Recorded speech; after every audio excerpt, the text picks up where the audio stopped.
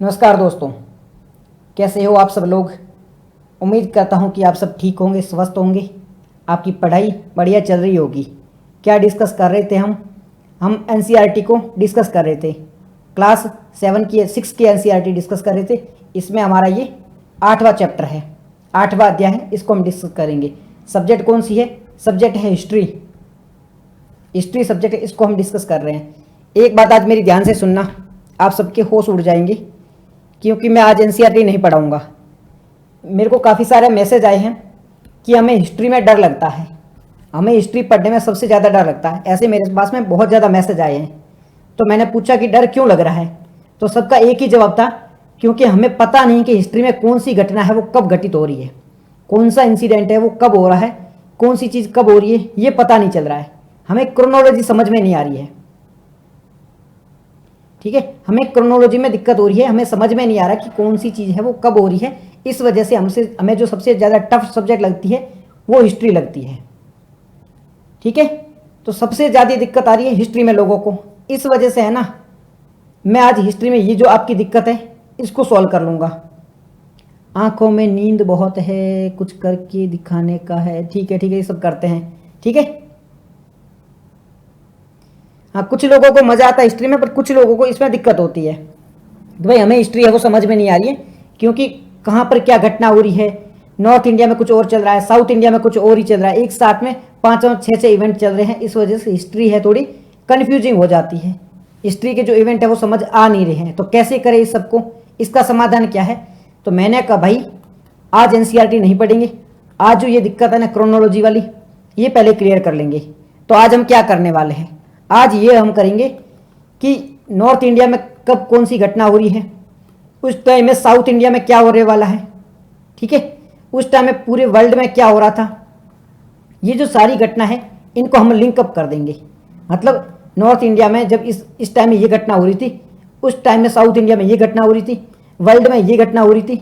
इसका फ़ायदा क्या होगा, इसका फ़ायदा ये होगा कि आपको पता चल जाएगा, आप है ना कन्फ्यूज नहीं होंगे। आपको पता है भाई इस टाइम की बात हो रही है, संगम एज की हो रही है, मतलब संगम एज के टाइम में नॉर्थ इंडिया में क्या चल रहा था, वर्ल्ड में क्या चल रहा था। आप है ना कन्फ्यूज नहीं हो पाओगे। इस वजह से आज सबसे बड़ी समस्या है क्रोनोलॉजी वाली। उस क्रोनोलॉजी वाली समस्या को ही हम खत्म करेंगे। तो हम क्रोनोलॉजी वाली समस्या को खत्म करते हैं, स्टार्ट करते हैं। सबसे पहले कहाँ से, हमारा जो पहला स्टार्टिंग है वो कहाँ से, कालक्रम क्रोनोलॉजी से, पाषाण काल से हम शुरू कर रहे हैं। कहाँ से शुरू कर रहे हैं, हम पाषाण काल से शुरू कर रहे हैं, स्टोन एज से शुरू कर रहे हैं। पहले देखो धीरे धीरे क्या हुआ है। ये मैं सारी चीजों पे आ जाऊं, एक प्लीज 10-15 मिनट एक बार सुन लेना, 15 मिनट सुन लेना, बाकी सारी चीजें आ जाएगी। ठीक है, 15 मिनट सुन लेना आप एक बार। ठीक है, पाषाण काल से शुरू कर रहे हैं, यानी कि प्राग ऐतिहासिक काल है वहां से शुरू कर रहे हैं। प्री हिस्टोरिक एज से हम है ना इसको शुरू कर रहे हैं। तो सबसे पहले आता है पाषाण काल। पाषाण काल, इसे हम स्टोन एज भी कहते हैं। इसे हम क्या कहते हैं, स्टोन एज भी कहते हैं। तो स्टोन एज जो होता है इसको 3 तरीके से बताया जाता है। स्टोन जो एज है, पाषाण काल है, इसको 3 तरीके से डिवाइड किया जाता है। 3 तरीके से, 3 तरीके मतलब एक होता है पूरा पाषाण काल, एक होता है पूरा पाषाण काल। ठीक है, दूसरा कौन सा होता है, मध्य पाषाण काल। तीसरा कौन सा बता दो सर। 5 मिनट प्लीज भैया, बीच में दिक्कत ये होती है कि वो वाला टॉपिक ही छूट जाएगा। 10-15 मिनट रुक जाओ, सारी चीजें आपकी क्लियर हो जाएगी। ठीक है, फिर मध्य पाषाण काल है, और उसके बाद में आता है नव पाषाण काल। पहले पूरा पाषाण काल, फिर मध्य पाषाण काल, फिर नव पाषाण काल। ये क्या है, ये क्रोनोलॉजिकल ऑर्डर है। हम कब की बात कर रहे हैं, हम पाषाण काल के बारे में बात करें, स्टोन एज के बारे में बात कर रहे हैं। जब हमारे पास में क्या था, औजार वगैरह थे नहीं, शिकारी थे, हम खेती वेती करते नहीं थे, जंगलों में रहते थे, गुफाओं में रहते थे, उस टाइम के बारे में बात कर रहे हैं। तो उस टाइम में जो शुरुआत होती है, जो प्रारंभ होता है हिस्ट्री का, वो होता है पाषाण काल से। अब ये जो पाषाण काल में जो सबसे पहले पूरा पाषाण काल है, ये पूरा पाषाण काल आप देख लो, 50,000 वर्ष पूर्व की बात हो रही है।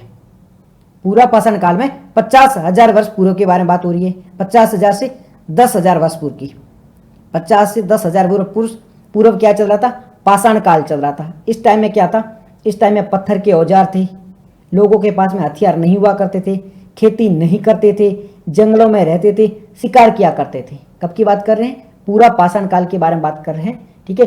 पैलियोलिथिक एज के बारे में बात कर रहे हैं। पूरा पाषाण काल यानी कि पैलियोलिथिक एज के बारे में बात कर रहे हैं, जिसकी शुरुआत होती है 50,000 से 10,000 साल के बीच में होती है, ठीक है। इस दौरान हमारे पास में कोई हथियार नहीं था, ठीक है। हम शिकारी थे, आप मान लो जंगली थे, शिकारी थे, कोई हमारे पास में एडवांसमेंट नहीं थे। उसके बाद में आता है मध्य पाषाण काल, जिसे मीसोलिथिक एज भी कहा जाता है। मध्य पाषाण काल जिसे मीसोलिथिक एज भी कहा जाता है, इसकी जो शुरुआत मानी जाती है वो 10,000 साल से मानी जाती है। 10,000 साल से 8,000 साल के बीच में इसकी शुरुआत मानी जाती है। कब के बारे में बात कर रहे हैं? मध्य पाषाण काल की, यानी कि मीसोलिथिक एज के बारे में बात की जा रही है। सबसे पहले पूरा पाषाण काल, उसके बाद में मध्य पाषाण काल जिसे मीसोलिथिक एज भी कहा जाता है। इसकी शुरुआत मानी जाती है 10,000 से 8,000 वर्ष इसकी शुरुआत मानी जाती है। आज से 10 से 8,000 वर्ष के बीच में इसकी शुरुआत थी। इस दौरान क्या चेंजेज आया था? पूरा पाषाण काल और मध्य पाषाण काल के बीच में अंतर यह था कि इस दौरान क्या होता है, पहले हम क्या शिकारी थे, हमारे पास में कोई औजार नहीं थे, पत्थरों का उपयोग करते थे। यहाँ पे था ना, छोटे पत्थरों का उपयोग किया जाने लगा। मध्य पाषाण काल में छोटे पत्थरों का यूज किया जाने लगा। कुत्ता पालना हमने स्टार्ट कर दिया था। जंगल में रहती थी, बाकी जानवरों से डरता, कुत्ते को थोड़ा बहुत वफादार माना जाता था, तो इस समय हमने कुत्ते को पालना स्टार्ट कर दिया था। पहले पूरा पाषाण काल, उसके बाद में मध्य पाषाण काल, मीसोलिथिक एज कहा जाता है। उसके बाद में आता है नव पाषाण काल, जिसे हम नियोलिथिक एज भी कहते हैं, जिसे हम नियोलिथिक एज भी कहते हैं। इसकी शुरुआत कब से मानी जाती? 8,000 से कब तक? 2,000 के बीच में।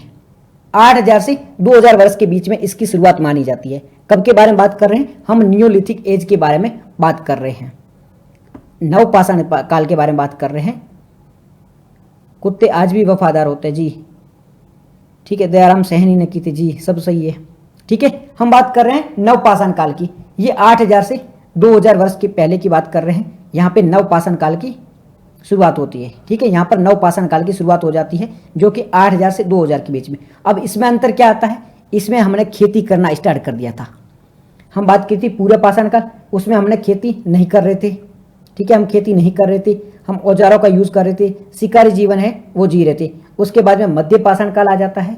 छोटे जीवन, छोटे जो उपजार थे, छोटे औजार थे, उसका यूज करना हमने प्रारंभ किया था। हमने कुत्तों को पालना स्टार्ट कर दिया था। उसके बाद में आ जाता है नव पाषाण काल, आ जाता है नियोलिथिक एज आ जाता है। नियोलिथिक एज में खेती करना स्टार्ट कर दिया था, पशु पालना स्टार्ट कर दिया था। यहाँ पर हम है वो पशु पालना भी स्टार्ट कर देते हैं, ठीक है। गांव में बसना स्टार्ट कर देते हैं। कब? Neolithic age. और नियोलिथिक एज मानी जाती है 8,000 से 2,000 वर्ष के बीच में मानी जाती है।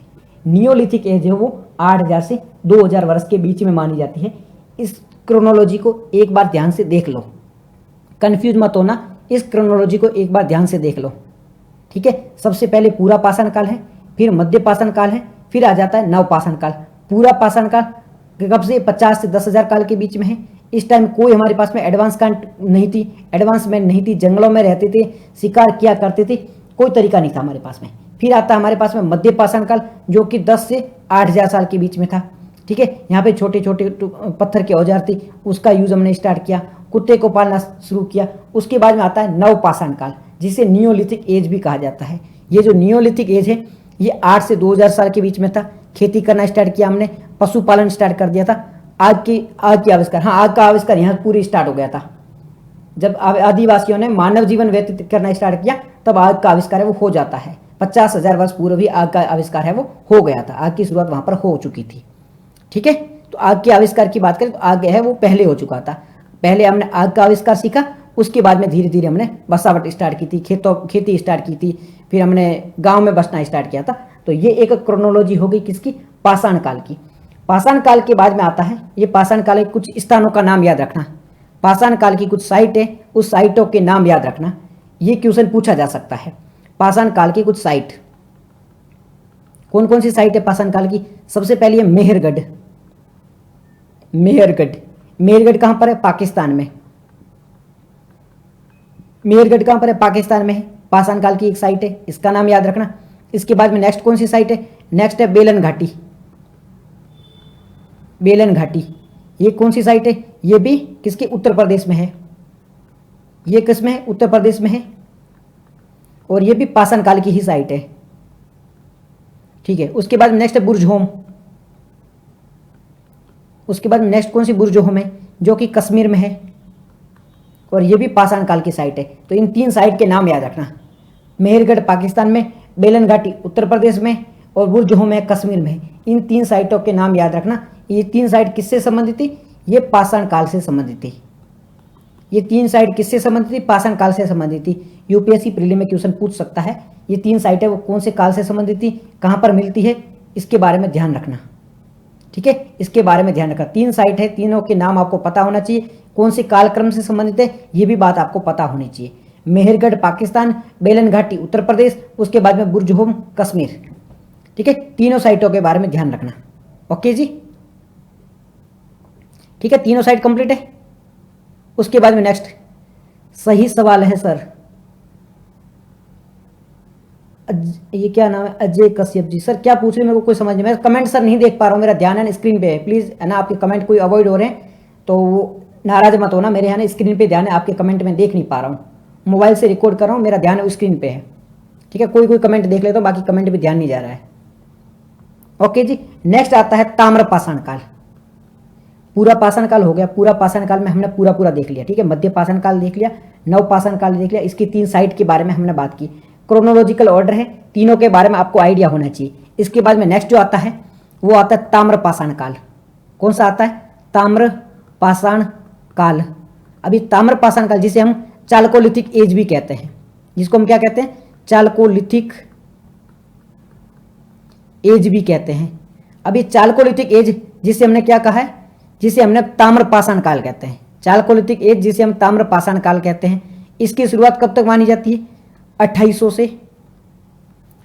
से 700 BCE के बीच में। अब एक चीज आप ध्यान रखना, ऐसा नहीं कि पूरे भारत में सेम ही इवेंट चल रहा होगा। मतलब जैसे यहाँ पे कोई एक ऐसी स्थान है जहां पर ताम्र पाषाण काल चल रहा है, हो सकता है दूसरा स्थान है वहां पे इंडस वैली सिविलाइजेशन स्टार्ट हो चुकी हो, या कोई ऐसा स्थान है वो अभी भी इससे पीछे हो, वहां पे पूरा पाषाण काल चल रहा हो। तो जरूरी नहीं कि पूरे भारत में सेम चीजें चल रही हो, क्योंकि आज के टाइम में भी हम देखते हैं एक है सिटी बहुत डेवलप हो चुकी है, मुंबई दिल्ली जैसी सिटी है, एक जगह मुंबई सिटी है, दिल्ली जैसी सिटी है, वहीं दूसरे स्थान ऐसे भी देखने को मिलते हैं वहां पर वो डेवलपमेंट नहीं हुआ है। ठीक है, वहां पर वो डेवलपमेंट नहीं हुआ है। तो सारे भारत में एक जैसा नहीं है, कहीं पर बहुत डेवलपमेंट हो चुका है और कहीं पर वो बहुत ज्यादा पीछे है। ठीक है, तो सारे टाइम फ्रेम वो अलग अलग चल रहे हैं। तो इसका मतलब आप ये मत कहना भाई इस टाइम में तो इंडस वैली सिविलाइजेशन स्टार्ट हो चुकी थी, जो ताम्र पाषाण काल है वो 2800 से 700 BCE के बीच में, तो इसमें तो इंडस वैली सिविलाइजेशन भी प्रारंभ हो चुकी थी। तो ऐसा जरूरी नहीं कि यहाँ पर इंडस वैली सिविलाइजेशन हो गई थी तो ये भी नहीं चलेगा, दोनों साथ साथ में चल रहे हैं। एक जगह शहर है वो डेवलप हो रहे हैं, बट कुछ जगह ऐसी है जो अभी भी पीछे चल रही है। तो यहाँ पे ताम्र पाषाण काल है जिसे हम चालकोलिथिक एज भी कहते हैं, इसकी शुरुआत मानी जाती है 2800 से 700 के बीच में। इस दौरान क्या होता है, इस दौरान पहली बार हमने धातुओं का उपयोग है वो प्रारंभ किया। पहली बार हमने तांबे का जो धातु है, तांबा धातु है, उसका यूज हमने स्टार्ट किया था। पहली बार हमने धातुओं का जो यूज है वो प्रारंभ किया था। इसकी साइट के बारे में बात करें, ताम्र पाषाण काल की कुछ मुख्य स्थान, स्थल या साइट के बारे में बात करें तो एक आप देख सकते हो राजस्थान में अरहर साइट है। अरहर ये राजस्थान में है, इसका आपको पता होना चाहिए। अरहर कहां पर है, राजस्थान में, इस साइट के बारे में पता होना चाहिए। नेक्स्ट है जोरवे। जोरवे कहां पर है, ये महाराष्ट्र में है, ये ताम्र पाषाण काल की साइट है, ये याद रखना, भूलना मत इसको। अरहर कहां पर है, राजस्थान में है, ये ताम्र पाषाण काल की साइट है। अरहर राजस्थान ताम्र पाषाण काल की साइट है। दूसरी जोरवे महाराष्ट्र जो कि ताम्र पाषाण काल की साइट है। तो इन साइट के बारे में आप याद रखना, भूलना मत, इनका नाम आपको पता होना चाहिए कि ये साइट कहां पर है और किस काल से संबंधित है। अरहर है वो राजस्थान की किससे संबंधित है, तो राजस्थान की जो अरहर है वो ताम्र पाषाण काल से संबंधित है। नेक्स्ट जोरवे है महाराष्ट्र में, वो किससे संबंधित है, तो वो भी ताम्र पाषाण काल से संबंधित है। याद रखोगे इसको, भूलोगे नहीं, याद रहेगा ना, ये भी ताम्र पाषाण काल से संबंधित है। नेक्स्ट आता है आयरन एज, लोह युग के बारे में बात करते हैं। नेक्स्ट कौन सा है, लोह युग, यानी कि आयरन एज के बारे में बात करते हैं हम। लोह युग, आयरन एज, ठीक है। लोह युग के बारे में बात करें तो इसकी शुरुआत कब से मानी जाती है, 1000 BCE से इसकी शुरुआत है वो हो जाती है। 1000 BCE से इसकी शुरुआत है वो हो जाती है, किसकी, आयरन एज की, यानी कि लोह युग की शुरुआत हो जाती है। इसमें क्या हो जाता है, जो हम बात कर रहे थे खेती वगैरह की, तो खेती का और विस्तार देखने को मिलता है, खेती का और विस्तार देखने को मिलता है। यहाँ पे जो एग्रीकल्चर था उसमें कुछ एडवांसमेंट देखने को मिला। पहले हम लकड़ी के हल का उपयोग करते थे, पत्थर के हल का उपयोग करते थे, तो यहाँ पे जो हल है वो भी लोहे का आ गया था। लोहे का हल का यूज करते थे तो लोहा है वो भारी था, मजबूत हुआ करता था, तो हमें ना गहरी खुदाई कर सकते थे। इसका फायदा ये हुआ कि खेती में एडवांसमेंट देखने को हुआ और अनाज का उत्पादन है उसमें हमें वृद्धि देखने को मिलती है।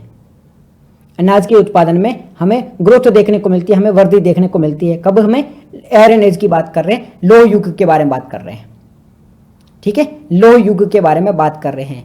अब इसके एग्जाम्पल की बात करें, ये कहाँ कहाँ पर देखने को मिलता है। गंगा घाटी पर बहुत सारे जो महाजनपद थे, गंगा घाटी पर बहुत सारे जो महाजनपद थे वो इसी काल के दौरान थे। 1000 के बाद में आप मान लो 600 से महाजनपद काल है वो स्टार्ट हो जाता है, तो 1000 BCE के बाद में इसका भी प्रारंभ हो जाता है। तो 1000 BCE के बाद में इसका प्रारंभ हुआ था, मतलब इसी दौरान गंगा घाटी पर बहुत सारे जनपदों का उदय हुआ, बहुत सारे महाजनपदों का उदय हुआ ना, स्टार्ट हो चुका था। तो लोह युग के बारे में ये इंफॉर्मेशन है वो याद रखना।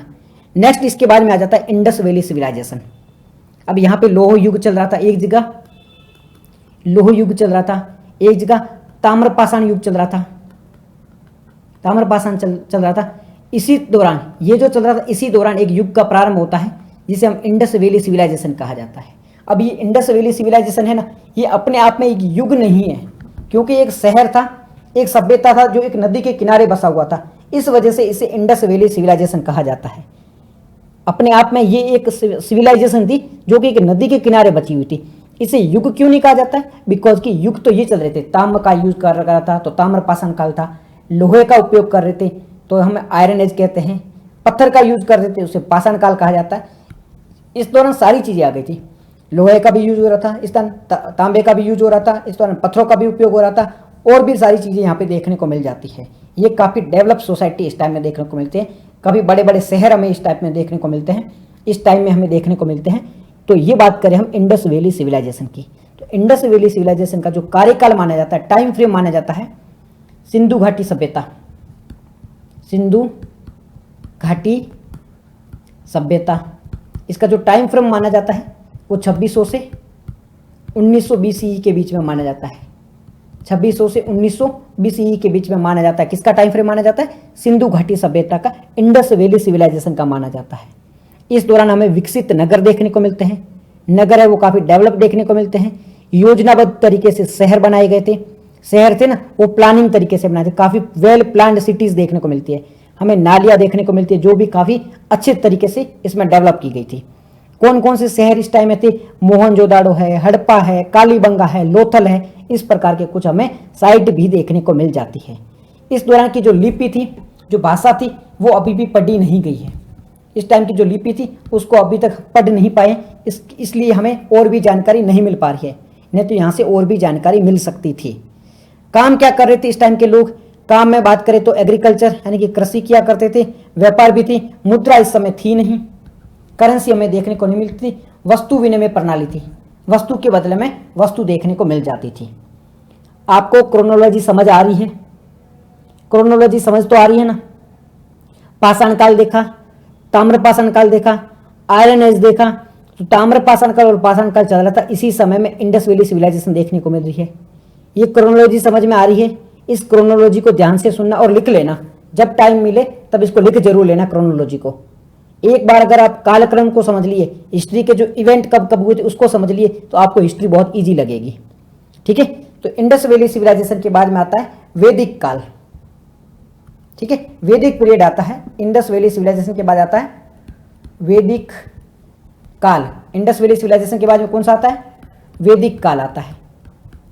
ठीक है, वैदिक एज आती। वैदिक एज में भी दो काल है, एक होता है प्रारंभिक वैदिक काल, एक होता है प्रारंभिक वैदिक काल, दूसरा होता है उत्तर वैदिक काल। पहला प्रारंभिक वैदिक काल, दूसरा होता है उत्तर वैदिक काल। प्रारंभिक वैदिक काल में क्या होता है? प्रारंभिक जो वैदिक काल है इसकी शुरुआत मानी जाती है 500 से 1000 के बीच में, 500 से 1000 BCE के बीच में शुरुआत मानी जाती है किसकी? प्रारंभिक वैदिक काल की। उत्तर वैदिक काल ये 1000 से 600 के बीच में, 1000 से 600 के बीच में उत्तर वैदिक काल है। प्रारंभिक वैदिक काल में जनपद हुआ करते थे और उत्तर वैदिक काल है, यहाँ पर महाजनपद है वो बनना स्टार्ट हो चुके थे। प्रारंभिक वैदिक काल में केवल ऋग्वेद का वर्णन मिलता है, या फिर ऋग्वेद में ही प्रारंभिक वैदिक काल के बारे में वर्णन मिलता है। इस दौरान है वो गाय की पूजा की जाती थी, यज्ञ किए जाते थे, कई प्रकार की कबीलों में लोग रहते थे। प्रारंभिक वैदिक काल में कई प्रकार की कबीलों में लोग निवास करते थे। उत्तर वैदिक काल में क्या होता है? उत्तर वैदिक काल में महाजनपदों का विकास स्टार्ट हो जाता है, जनपदों का उदय हो जाता है, कई नए धर्मों का उदय होता है, जैसे कि जैनिज्म, बुद्धिज्म है। धीरे धीरे इनके पांव है वो स्टार्ट हो जाते हैं। हकीकत में जो इनका उदय होता है वो 600 के बाद में होगा, परंतु यहाँ से शुरुआत हो जाती है अलग अलग धर्मों की। ठीक है, जाति व्यवस्था है वो स्ट्रांग हो जाती है। उत्तर वैदिक काल में लोग है वो जाति को फॉलो करना स्टार्ट कर देते हैं। वर्ण व्यवस्था और ज्यादा मजबूत हो जाती है। साथ ही साथ में राजा है वो मजबूत हो जाते हैं, राजा की सत्ता है वो मजबूत हो जाती है। तो ये सारी घटनाएं है वो वैदिक काल में होती है। साथ ही साथ में 4 वेद है ना, ऋग्वेद, यजुर्वेद, सामवेद और अथर्ववेद, चारों का वर्णन है वो इसमें देखने को मिल जाता है उत्तर वैदिक काल में। उत्तर वैदिक काल में के बाद में जो नेक्स्ट जो काल स्टार्ट होता है इसे हम महाजनपद भी काल कहते हैं। महाजनपद काल, अभी जो महाजनपद काल है इसी दौरान 16 महाजनपदों का उदय होता है। महाजनपद काल के दौरान ही 16 महाजनपदों का उदय होता है। मगध है, अवंती है, ठीक है, ऐसे जो क्या बोलते हैं उसे, कलिंग है, ऐसे 16 महाजनपदों का उदय होता है। ये टाइम फ्रेम माना जाता है 600 से 300 बीसीई के बीच का, 600 से 300 बीसीई के बीच का टाइम फ्रेम माना जाता है। यहाँ पर महाजनपदों का उदय होता है। यहाँ पर मगध है वो शक्तिशाली महाजनपद बनता है। यहीं पर बुद्धिज्म और जैनिज्म का उदय होता है। बुद्धिज्म और जैनिज्म का वर्चस्व बढ़ने लगता है, वो इसी टाइम में बढ़ना स्टार्ट हो जाता है। तो ये महाजनपद काल के बारे में भी याद रखना, जो 600 से 322 के बीच में था। इस दौरान मगध पे अलग अलग एम्पायर आते हैं, मगध पर अलग अलग राजवंशों का शासन आता है। इसी में एक होता है मौर्य, जिसे हम मौर्य काल के नाम से भी जाने जाते हैं। मगध में और कौन कौन से आते हैं? मगध में हरेक वंश आता है, नंद वंश आता है, ठीक है, हरेक वंश, नंद वंश, और साथ ही साथ में वो अपने 3-4 वंश यहाँ पे देखने को मिल जाते हैं। मगध टाइम में तो 3 वंश देखने को मिल जाते हैं। और फाइनली मौर्य वंश आता है। मौर्य वंश आके पूरे भारत को एक छत्र के नीचे लेके आते हैं। तो यहाँ से मौर्य वंश की शुरुआत होती है। कब से हो रही मौर्य वंश की शुरुआत? 322 ईस्वी से मौर्य वंश की शुरुआत हो रही है। 322 से 185 ईस्वी में मौर्य वंश की शुरुआत हो रही है। ठीक है, महाजनपद काल, महाजनपद काल में 16 महाजनपद बनते हैं। उसमें मगध है वो महत्वपूर्ण बन जाता है। मगध पे कुछ अलग अलग डायनेस्टी रहती है। उसके बाद में महत्वपूर्ण डायनेस्टी आती है, महत्वपूर्ण वंश आता है। वो कौन सा आता है? मौर्य वंश आता है। मौर्य वंश 322 से 185 तक यहाँ पे मगध में रूल करता है। पूरे भारत के ज्यादातर जो राज्य है, मुख्यतः भूमि है, उस पर कब्जा कर लेता है। कुछ साउथ को, इंडिया के भाग को छोड़ के ज्यादातर भाग पर मौर्य का कब्जा हो जाता है। ठीक है, जिसमें चंद्रगुप्त मौर्य, बिंदुसार, अशोका जैसे सम्राट भी देखने को मिल जाते हैं मौर्य वंश के दौरान। ठीक है, मौर्य के बाद में आता है उत्तर मौर्य काल। मौर्य के बाद में आता है उत्तर मौर्य काल। उत्तर मौर्य काल में क्या होता है? ये टाइम चलता है 185 से 175 के बीच में। 185 से 175 बीसीई के बीच में टाइम फ्रेम चलता है, वो उत्तर मौर्य काल का चलता है। उत्तर मौर्य काल में कौन कौन राजा आते हैं? यहाँ पर शुंग देखने को मिलता है, यहाँ पर शुंग देखने को मिलता है, यहाँ पर कण्व देखने को मिलता है। ये शुंग, कण्व, इनके बारे में आगे जस्ट बात करने वाले हैं। तो शुंग देखने को मिलता है, कण्व देखने को मिलता है, यूनानी अटैक होना स्टार्ट हो जाते हैं, पार्थियन देखने को मिल जाते हैं। तो ये सारे रूलर हैं, ये सारे किंग है वो इस टाइम में हमें देखना स्टार्ट हो जाते हैं। तो किसके बारे में बात कर रहे हैं? हम उत्तर मौर्य काल के बारे में बात करते हैं, जहां से शुंग वंश प्रारंभ होता है। यूनानी, शक, पार्थियन, इन सब का अटैक है वो यहां से स्टार्ट हो जाता है। तो इस दौरान साउथ इंडिया में एक काल आता है संगम काल।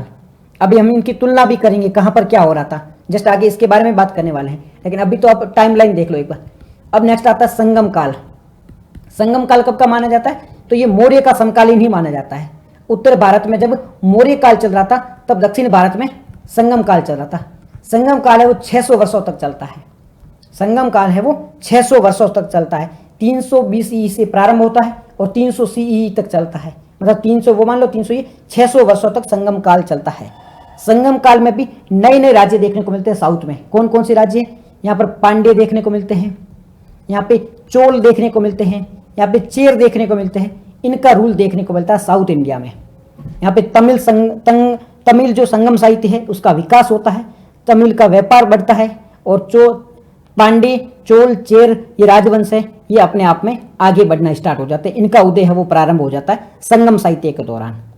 तो ये हमारे यहाँ पर जब नॉर्थ इंडिया में मौर्य का शासन था, इसी दौरान साउथ में है वो संगम काल है वो प्रारंभ हो चुका था, संगम शासन काल चल रहा था।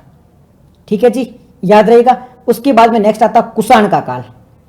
अब कुषाण कौन था? अब कुषाण के बारे में डिटेल में आगे बात करने वाले हैं, लेकिन अभी बात टाइमलाइन जान लेते हैं। तो संगम काल के बाद में इसी टाइम में यहाँ जब साउथ इंडिया में संगम चल रहा था, चोल, चेर, पांडे चल रहा था, इसी टाइम में एक शासन देखने को मिलता है उत्तर भारत में, कुषाण। उत्तर भारत में इसी टाइम में हमें कुषाण काल देखने को मिल जाता है। इसी समय हमें कनिष्क जैसा राजा देखने को मिलता है। इसी समय हमें कनिष्क जैसा राजा देखने को मिलता है। कनिष्क है वो बौद्ध धर्म को विस्तारित करता है, बौद्ध धर्म को प्रसारित करता है। इसी समय हमें गांधार और मथुरा जैसी कला देखने को मिलती है। गांधार और मथुरा कला की शुरुआत कब थी? तो यहाँ पर कुषाण काल में ही, जब कुषाण काल चल रहा था नॉर्थ इंडिया में, इसी समय हमें गांधार और मथुरा जैसी कलाएं देखने को मिल जाती है। पहली बार हिंदू देवी देवताओं के बारे में जो वर्णन देखने को मिलता है वो भी कुषाण काल में ही देखने को मिलता है।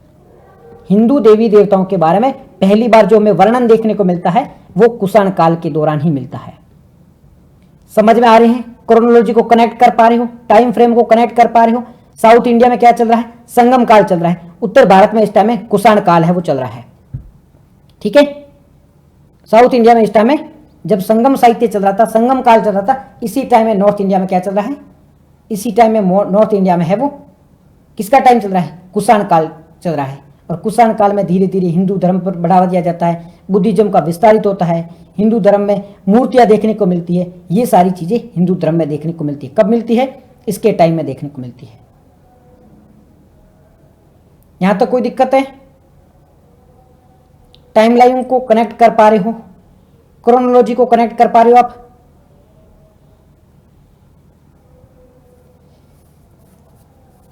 क्रोनोलॉजी कनेक्ट हो रही है कि नहीं हो रही है? ठीक है, कनेक्ट हो रही है। ओके ओके ओके, ठीक है, आगे बढ़े। कुषाण के बाद में नेक्स्ट आता है गुप्त काल। कुषाण के बाद में नेक्स्ट कौन सा आता है? गुप्त काल आता है।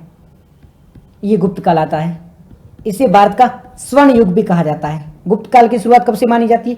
गुप्त काल माना जाता है 300 सीई। यहाँ पे देखो BCE नहीं है, बिफोर कॉमन एरा नहीं है, यहाँ पे CE चल रहा है।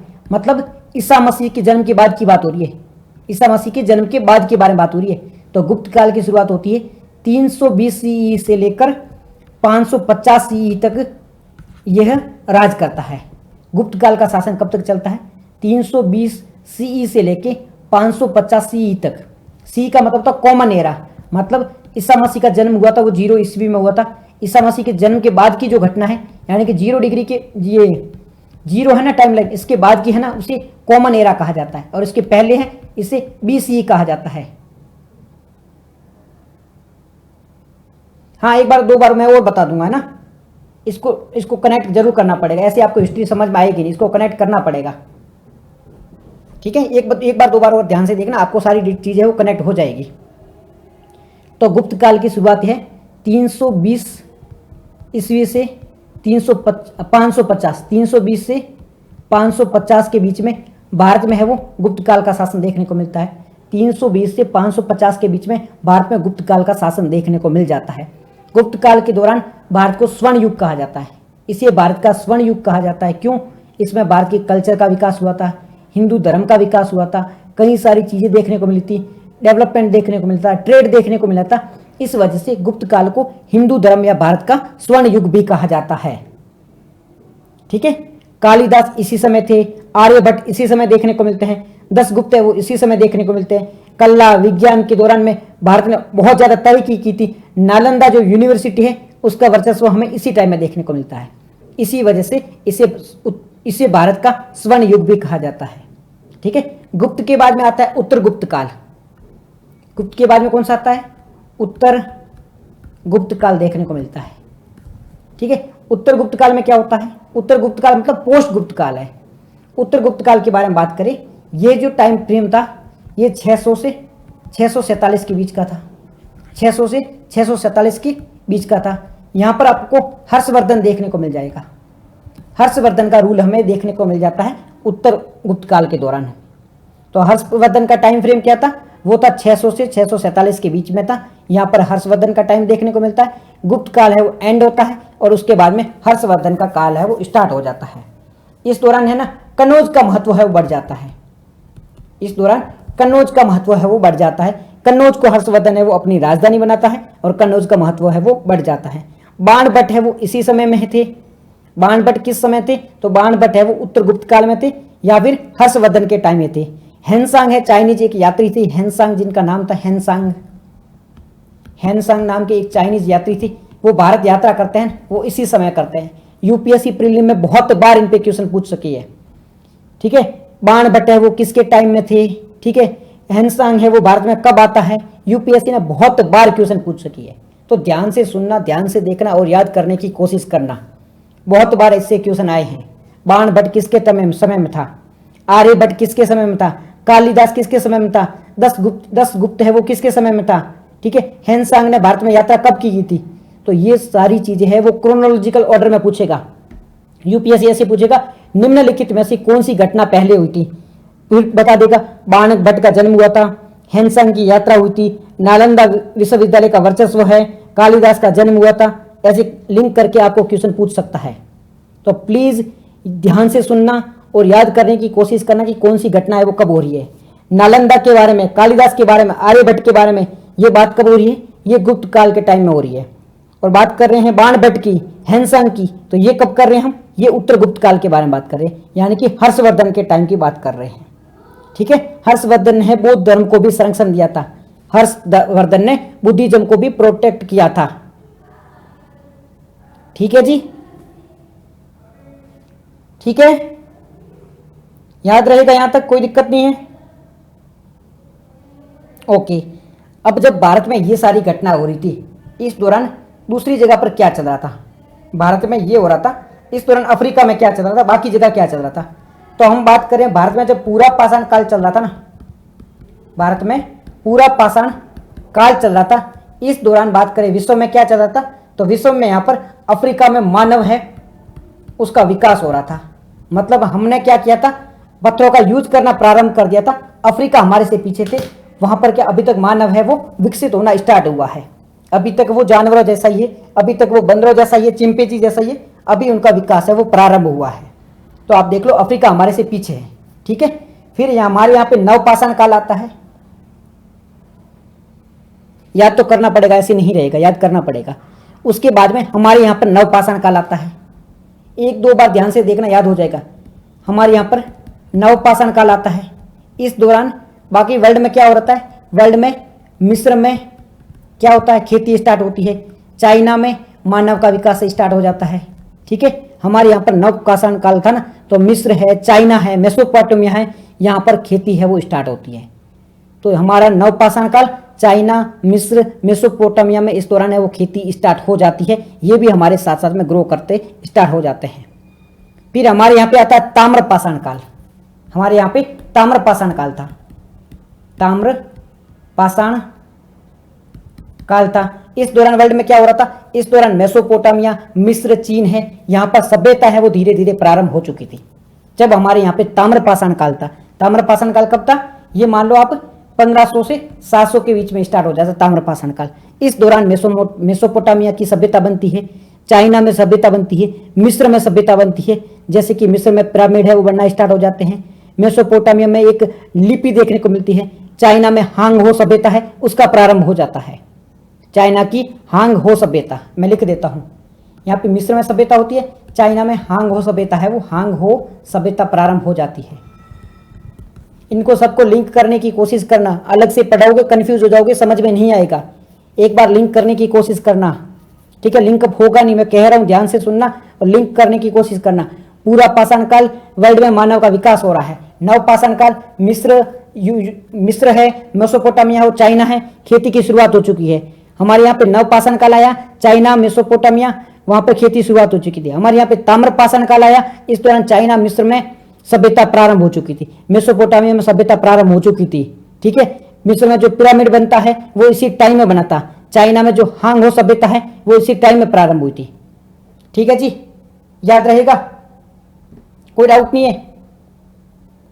डाउट तो बहुत सारे होंगे, कन्फ्यूज तो बहुत हो जाओगे। उसके बाद में आता है सिंधु घाटी सभ्यता। हमारे पास में था सिंधु घाटी सभ्यता का टाइम फ्रेम स्टार्ट हो जाता है, इंडस वैली सिविलाइजेशन का टाइम फ्रेम स्टार्ट होता है। इस दौरान वर्ल्ड में क्या हो रहा था, इस दौरान हमारा व्यापार है वो मेसोपोटामिया से स्टार्ट हो चुका था। जब हमारे पास में इंडस वैली सिविलाइजेशन थी, इंडस वैली सिविलाइजेशन के दौरान महत्वपूर्ण शहर थे। इसी समय हमारा व्यापार है वो किससे प्रारंभ होता है, मेसोपोटामिया से होता है। मिस्र में फराओ का राजा था, मिस्र में एक राजा था जिसका नाम था फराओ। फराओ नाम का एक राजा था जिसका राज है वो मिस्र में प्रारंभ होता है। चीन में सांग वंश आ जाता है, चीन में एक वंश आता है सांग वंश, इसका शासन है वो स्थापित हो जाता है। ग्रीस है, ग्रीस सभ्यता का प्रारंभ हो जाता है यहाँ पे। तो बहुत कंफ्यूज करेगा आपको ये सारी चीजें। सिंधु सभ्यता के समय में, इंडस वैली सिविलाइजेशन के समय मेसोपोटामिया में हमारा व्यापार हो रहा है।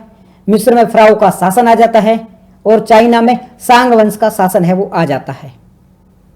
एक दो बार ध्यान से सुनना, याद हो जाते हो जाए, बाकी क्रोनोलॉजी बहुत टफ है और याद करना जरूरी है। याद नहीं किया पूरी हिस्ट्री में कंफ्यूज होते फिरोगे, इसलिए याद करना जरूरी है। उसके बाद में हमारे यहाँ पे आता है वैदिक काल। क्या आता है, वैदिक काल आता है। वैदिक काल के समय में बाकी जगह क्या हो रहा था, वैदिक काल के समय ईरान में किसका शासन आया था, जरूद का शासन आया था। ईरान में जरूद का शासन देखने को मिला था। जरूद धर्म में उसका प्रारंभ हो गया था। कब, ईरान में। कब के समय की बात कर रहे हैं, जब हम वैदिक काल के बारे में बात कर रहे हैं, वैदिक पीरियड के बारे में बात कर रहे हैं, तो ईरान में जरयुद्ध या जिसे जरूद कहा जाता है उस धर्म की स्थापना हो चुकी थी। ग्रीस में होमर वंश का शासन आया था, ग्रीस में होमर का शासन आया था। ये याद नहीं रहेगा चलेगा, इसको याद मत करना तो भी चलेगा, बट आप ये देखना ईरान है, ग्रीस है, हिब्रू सभ्यता है, वो इसी दौरान स्टार्ट हो रही है। थोड़ा बहुत लिंक करने की कोशिश करना, कहीं इनडायरेक्टली काम आ जाएगा। हमारे यहाँ पे वैदिक पीरियड चल रहा है, 1500 से 600 BCE के बीच की बात कर रहे हैं, तो ईरान में जरूद शासन आ रहा है। हिब्रू सभ्यता है वो इसी टाइम में देखने को मिल रही है। हिब्रू मतलब यहूदी सभ्यता, हिब्रू मतलब होता है यहूदी सभ्यता, और यहूदी सभ्यता हमें इसी टाइम फ्रेम के दौरान देखने को मिलती है। रोम सभ्यता है वो अभी भी प्रारंभिक स्थिति में है। तो हमारे यहाँ पे वैदिक पीरियड चल रहा था, तब रोम है वो प्रारंभ होने वाला था, रोम अभी प्रारंभ नहीं हुआ था। हिब्रू सभ्यता है, यहूदी सभ्यता है, वो प्रारंभ हो चुकी थी। उसके बाद में आता है महाजनपद काल। उसके बाद में आता है महाजनपद काल। महाजनपद काल के टाइम में क्या क्या चल रहा था पूरे वर्ल्ड में, महाजनपद काल के टाइम में ग्रीस में सुकरात आ चुका था, प्लेटो आ चुका था, अरस्तु आ चुका था। कब के बारे में बात होती है, महाजनपद काल के टाइम में। यानी कि भारत में जब बुद्धिज्म और जैनिज्म का वर्चस्व था, इसी समय में ये जो 6ठी शताब्दी मानी जाती है ना, 6ठी शताब्दी, ये किसकी मानी जाती है, ये दार्शनिकों की सभ्यता भी मानी जाती है, ये दार्शनिकों की शताब्दी मानी जाती है। यहाँ पर बहुत अच्छे अच्छे दार्शन देखने को मिले थे, दार्शनिक देखने को मिले थे। भगवान बुद्ध देखने को मिले थे, वर्षिका जी हेलो, यहाँ पे भगवान बुद्ध देखने को मिले थे, भगवान महावीर देखने को मिले थे, प्लेटो है, सुकरात है, अरस्तु है, ये ऑलमोस्ट आसपास ही आए थे, इनमें ज्यादा गैप नहीं था, ये ऑलमोस्ट आसपास में ही देखने को मिलते हैं। फारस में डेरियस देखने को मिला था, ठीक है। चीन में जो कन्फ्यूशियस है वो इसी टाइम में देखने को मिलता है। तो महाजनपद के टाइम में कौन कौन देखने को मिलता है, सुकरात, ठीक है, अरस्तु जिसे एरिस्टोटल के नाम से भी जाना जाता है, अरस्तु, प्लेटो, ये 6ठी शताब्दी में थे। चीन में एक शासन था, किसका था, कन्फ्यूशियस, कन्फ्यूशियस, चीन में कन्फ्यूशियस का जो शासन था वो भी महाजनपद काल के टाइम में ही था। चीन में महाजनपद काल के टाइम में ये शासन देखने को मिलता है। फारस में जो डेरियस का शासन था वो इसी टाइम में देखने को मिल जाता है। ओके जी, नेक्स्ट आता है मौर्य वंश। नेक्स्ट आता है हमारे यहाँ पे आता है मौर्य वंश। मौर्य वंश के दौरान अंतरराष्ट्रीय स्तर पे, वर्ल्ड स्तर पे क्या देखने को मिलता है, इस दौरान हमें सिकंदर का वर्चस्व देखने को मिलता है। सिकंदर है वो पूरे विश्व को जीतने के लिए आगे बढ़ रहा था, सिकंदर है वो भारत तक आ चुका था, तो विश्व में सिकंदर का राज देखने को मिलता है। मौर्य टाइम के दौरान ही हमें सिकंदर का वर्चस्व देखने को मिलता है। चीन में एक वंश देखने को मिलता है, उसका नाम याद रखने की जरूरत नहीं है, रोम गणराज्य का शुरुआत हो चुकी थी, यहां से रोम गणराज्य है उसकी शुरुआत हुई थी। तो ये महाजनपद काल के टाइम में वर्ल्ड में क्या हो रहा था, सबसे पावरफुल महाजनपद अवध था। कौन सा, मगध, मगध था, मगध था। आप मगध लिखना चाह रहे होंगे जी, मगध था, ये सही कह रहे हो, ठीक है। मौर्य काल के दौरान क्या हुआ, सिकंदर है वो अपनी यात्रा पे निकल चुका है, रोम राज्य है, रोम गणराज्य है वो वर्चस्व स्थापित हो चुका है। उसके बाद में आता है उत्तर वैदिक काल, उसके बाद में उत्तर मौर्य काल आता है, उत्तर मौर्य काल। उत्तर मौर्य काल में दौरान में वर्ल्ड में क्या देखने को मिलता है, उत्तर मौर्य काल के दौरान चीन में हान वंश आ जाता है। कौन सा वंश आ जाता है, हान वंश। चीन में इस दौरान हान वंश देखने को मिलता है, ऐसे लिखा जाता है हान वंश। उत्तर मौर्य काल के दौरान चीन में है वो हमें हान वंश की शुरुआत देखने को मिलती है। उत्तर मौर्य काल के दौरान चीन में हमें हान वंश की शुरुआत देखने को मिल जाती है। और साथ ही साथ में यहाँ पर रोम साम्राज्य है वो और ज़्यादा स्ट्रांग बनना लग गया था, रोम साम्राज्य है और ज़्यादा मजबूत बनने लग गया था। कब की बात कर रहे हैं, उत्तर मौर्य काल की। उत्तर मौर्य काल के बाद में आता कुषाण वंश। उत्तर मौर्य काल के बाद में आता है कुषाण वंश। कुषाण के टाइम में वर्ल्ड में क्या चल रहा था, कुषाण के टाइम में क्या होता है कि चीन में जो सिल्क रूट है, रेशम मार्ग है, उसकी शुरुआत होती है। कुषाण के टाइम में ही हमें सिल्क रूट की शुरुआत देखने को मिलती है। कुषाण के टाइम में हमें किसकी शुरुआत देखने को मिलती है, रेशम मार्ग की शुरुआत देखने को मिलती है। इस समय ही, इसी कुषाण के समय हमें रोम के शासन का विस्तार देखने को मिलता है। रोम है वो इसी समय में विस्तारित होने लग गया था। ईसाई धर्म की शुरुआत है वो यहीं पर होती है। ईसाई धर्म की शुरुआत है वो इसी समय में होती है। भारत में जब कुषाण वंश था इसी समय पर ईसाई धर्म की शुरुआत होती है। ठीक है, इसी समय पर कुषाण वंश के दौरान ही ईसाई धर्म की शुरुआत होती है। उसके बाद में आता है गुप्त वंश। कौन सा आता है, कुषाण के बाद में गुप्त वंश आता है। गुप्त वंश के दौरान क्या होता है, गुप्त वंश के दौरान, ये गुप्त वंश कब तक होता है, 320 से 550 तक था ना। 320 से 550 के बीच में गुप्त वंश था। गुप्त वंश में क्या हो रहा है, गुप्त वंश के दौरान यूरोप में है वो अंधकार युग। जी सही कह रहे हो। गुप्त वंश के दौरान क्या होता है, यूरोप में अंधकार एज होता है। अंधकार मतलब वहां पे क्या हो जाता है, एनलाइटमेंट का जो युग था वो खत्म हो जाता है। इस दौरान यूरोप में बहुत ज्यादा तनासा देखने को मिल जाता है, तनाव देखने को मिल जाता है, अंधकार का युग माना जाता है। चीन में है वो बौद्ध युग का, बुद्धिज्म है उसका प्रसार देखने को मिल जाता है। और यहाँ पे धीरे धीरे इस्लामिक काल है वो प्रारंभ हो जाता है। जैसे जैसे गुप्त काल है वो मेच्योर में पहुंचता है, यानी एंड की ओर पहुंचता है, धीरे धीरे वहां पर अरब में और पूर्व दिशा में, ठीक है, वहां पर अरब में इस्लाम है वो प्रारंभ हो जाता है, इस्लामिक क्रांति है वो शुरू हो जाती है। ठीक है, कब की बात करें, गुप्त काल के बाद में। उसके बाद में आता है हर्षवर्धन का काल आता है। गुप्त के बाद में कौन सा आता है, हर्षवर्धन का काल आता है। आज पक्का आप कंफ्यूज हो जाओगे, ये 3-4 बार पढ़ लेना, इसको 3-4 बार पढ़ोगे तभी आपकी हिस्ट्री है ना बहुत ईजी हो जाएगी। 3-4 बार इसको जरूर देखा। कुषाण के बाद में आता है कौन सा आता है, गुप्त आता है। गुप्त के बाद में क्या आता है, गुप्त के बाद में आता है हर्षवर्धन का काल आता है। हर्षवर्धन के काल में हमें इस्लाम है वो अपने शुरुआत में दिख जाता है। यहीं पर पैगंबर मोहम्मद का जन्म होता है, यहीं पर पैगंबर मोहम्मद का जन्म होता है। पैगंबर मोहम्मद का जो जन्म होता है 570 सी में होता है। 570 ईस्वी में पैगंबर मोहम्मद का जन्म होता है। इस्लाम का उदय होता है। इस्लाम का उदय कब होता है, 610 ईसा पूर्व, मतलब ईस्वी में, 610 ईस्वी में इस्लाम का है वो उदय होता है। और साथ ही साथ में चाइना में तांग वंश की शुरुआत होती है, इसको भले याद मत रखना। तो इस्लाम की शुरुआत है वो हर्षवर्धन के टाइम में होती है। इस्लाम की शुरुआत है वो हर्षवर्धन के टाइम में होती है। इस टाइम लाइन को याद रखने की कोशिश करना, ठीक है जी। हर्षवर्धन का काल याद रखना, ये याद रहेगी। यहां तक कोई दिक्कत नहीं है, यहां तक कोई दिक्कत नहीं है ना, दिक्कत नहीं है तो फिर आगे बढ़े। एक बार दोबारा बता दूं, बस पानी पी लेता हूं फिर मैं आपको दोबारा बता देता हूं, ठीक है ना।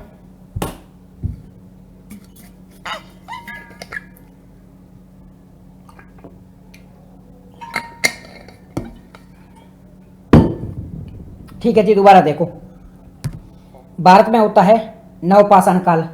इस दौरान अफ्रीका में क्या होता है, मानव का विकास है वो शुरू होता है। हमारे यहाँ पे सिंधु घाटी सभ्यता आती है। इस दौरान मिस्र की सभ्यता वगैरह है, चाइना की सभ्यता है वो प्रारंभ हो जाती है। मेसोपोटामिया के साथ में हमारा व्यापार स्टार्ट होता है। उसके बाद में वैदिक काल आती है जिसमें चीन है, मेसोपोटामिया है, इसकी सभ्यता आगे विकास होता है। महाजनपद काल में हमें सुकरात देखने को मिल जाता है, हमें कन्फ्यूशियस चाइना में देखने को मिल जाता है। महाजनपद के बाद में हमें मौर्य काल देखने को मिलता है। इस दौरान है वो चाइना में अलग वंश देखने को मिल जाता है, चाइना की दीवार देखने को मिलती है और सिकंदर का वर्चस्व देखने को मिल जाता है। सिकंदर है वो अटैक करना स्टार्ट कर देता है मौर्य काल के दौरान। उसके बाद में कुषाण आता है। कुषाण के दौरान रोम साम्राज्य है वो स्ट्रांग हो जाता है। उसके बाद में गुप्त आता है, तो गुप्त के टाइम में चाइना में बुद्धिज्म का प्रचार है वो स्टार्ट हो जाता है। उसके बाद में हर्षवर्धन आता है, हर्षवर्धन के टाइम में इस्लाम की शुरुआत होती है। ठीक है, हर्षवर्धन के टाइम और इसके एंड में इस्लाम की शुरुआत हो जाती है। तो ये पॉइंट है, उनको कुछ याद रखना, भूलने की कोशिश मत करना, याद रखने की कोशिश करना। ठीक है, अब मैं आपको अलग अलग राजवंशों के बारे में बता देता हूँ। ये मैंने आपको बेसिक टाइमलाइन बताई थी, अब अलग अलग राजवंशों के बारे में बताऊंगा। फिर इसी दौरान में साउथ इंडिया में कौन कौन से राजवंश थे वो बताऊंगा। फिर युद्ध किस किस फॉरेनर ने कब कब भारत पे अटैक किया था वो बताऊंगा। फिर सारे आपको समझाऊंगा साथ साथ में, एक साथ में। सारे डाउट क्लियर हो जाएंगे अगर 2 से 3 बार आपने ध्यान से देख लिया ना। हिस्ट्री से इजी आपको कोई सब्जेक्ट लगेगी नहीं, तो एक बार इसको ध्यान से पढ़ लेना। एक बार याद हो गया ना, बाद में कभी दिक्कत नहीं आएगी। स्टार्टिंग में दिक्कत है, अभी कंफ्यूज हो रहा होगा आपको, अभी आपको कंफ्यूजन हो रहा होगा क्योंकि चीज़ें अभी समझ में नहीं आ रही है। ठीक है, एक बार ध्यान में देखना, आपको सारी चीज़ें वो क्लियर हो जाएगी। ओके, फिर से बात कर लेते हैं टाइम फ्रेम की। महाजनपद काल, महाजनपद काल कब होता है? 600 से 322 के बीच में मान लो, 600 से बाद का मान लो। 16 महाजनपद होते हैं। ठीक है, मगध, कौशल, अवंती वगैरह है, ये थे गंगा घाटी के आसपास थे। इसमें सबसे पहला जो वंश आता है मगध पर आता है। सबसे पहला मगध पर बात करते हैं। मगध में अलग अलग वंश आते हैं। कौन से आते हैं? सबसे पहला आता है हरेक वंश, हरेक डायनेस्टी आती है, हरेक वंश आता है। हरेक वंश में अजातशत्रु है, ये बिंबासार है, ये राजा बनते हैं। इसके बाद में कौन सा आता है? इसके बाद में नंद वंश आता है। नंद वंश में महापद्मनंद है, ठीक है, घनानंद है, ये शासक करते हैं। उसके बाद में कौन सा आता है? इसके बाद में आता है मौर्य वंश आता है। कौन सा वंश आता है? मौर्य वंश आता है। मौर्य वंश कब आ रहा है? 322 से 185 के बीच में आ रहा है। और ये कब थे दोनों? ये मान लो, इसका टाइम फ्रेम ये याद मत रखना, पर आप ये मान लो 600 से 322 के बीच में ये दोनों थे। 600 से 322 के बीच में ये राज करते हैं। उसके बाद में मौर्य वंश आता है, 322 से 185 तक मौर्य रूल करता है। जब तक मौर्यों का रूल था यहाँ पे, तब तक और कोई डायनेस्टी इतनी फेमस थी नहीं कि इनको टक्कर दे पाए। मौर्य के बाद में कौन आता है? शुंग आता है। जैसे मौर्य का शासन खत्म होता है, उसके बाद में शुंग वंश की शुरुआत होती है। किसकी शुरुआत होती है? शुंग वंश की शुरुआत हो जाती है। पुष्यमित्र सिंह के बारे में आपने नाम सुना? पुष्यमित्र शुंग, इसने शुंग वंश की स्थापना की थी। पुष्यमित्र सिंह था, उसने शुंग वंश को प्रारंभ किया था, शुंग वंश की स्थापना की थी। इसका शासन कब तक माना जाता है? 185 से 73 सीई तक शासन माना जाता है। 185 BCE से 73 CE के बीच में शुंग वंश का शासन है वो माना जाता है। ठीक है, शुंग वंश के बाद में नेक्स्ट कौन सा आता है? शुंग वंश के बाद में नेक्स्ट आता है कण्व वंश। एक बार दोबारा कर लेता हूं मैं। शुंग के बाद में नेक्स्ट कौन सा आता है? कण्व वंश आता है। शुंग के बाद में नेक्स्ट कौन सा आता है? कण्व वंश आता है। रिप्लाई किया तो था ना आपको? ठीक है, शुंग के बाद नेक्स्ट कौन सा आता है? कण्व वंश आता है। कण्व में 73 से 28 CE के बीच में कण्व वंश का रूल चलता है। कण्व में एक शासक थे जिसका नाम था वसुदेव कण्व।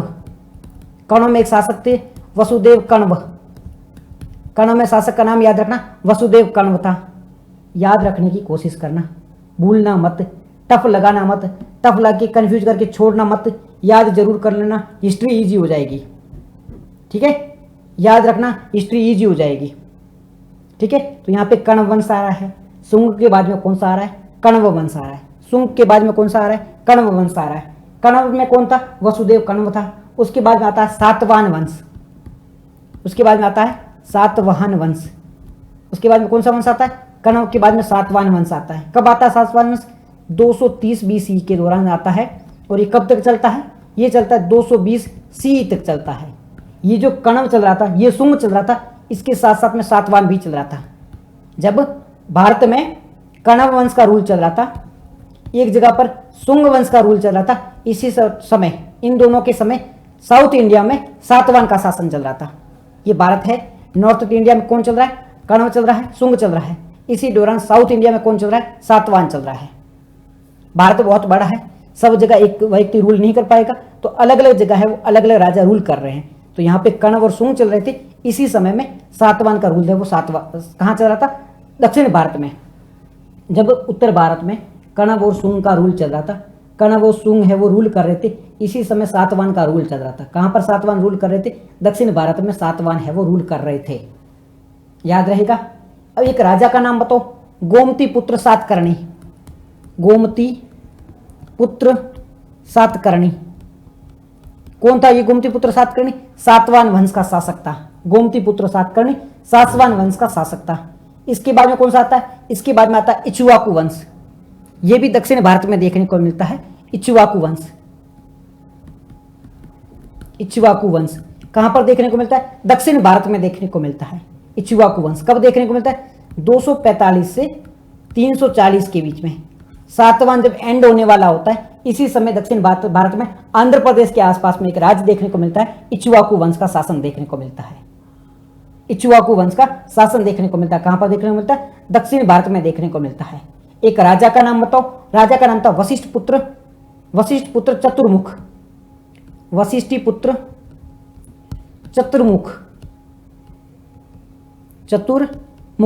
वशिष्ठी पुत्र चतुर्मुख है, वो यहाँ के राजा देखने को मिल जाते हैं। कब की बात कर रहे हैं हम बात कर रहे हैं इक्ष्वाकु वंश की।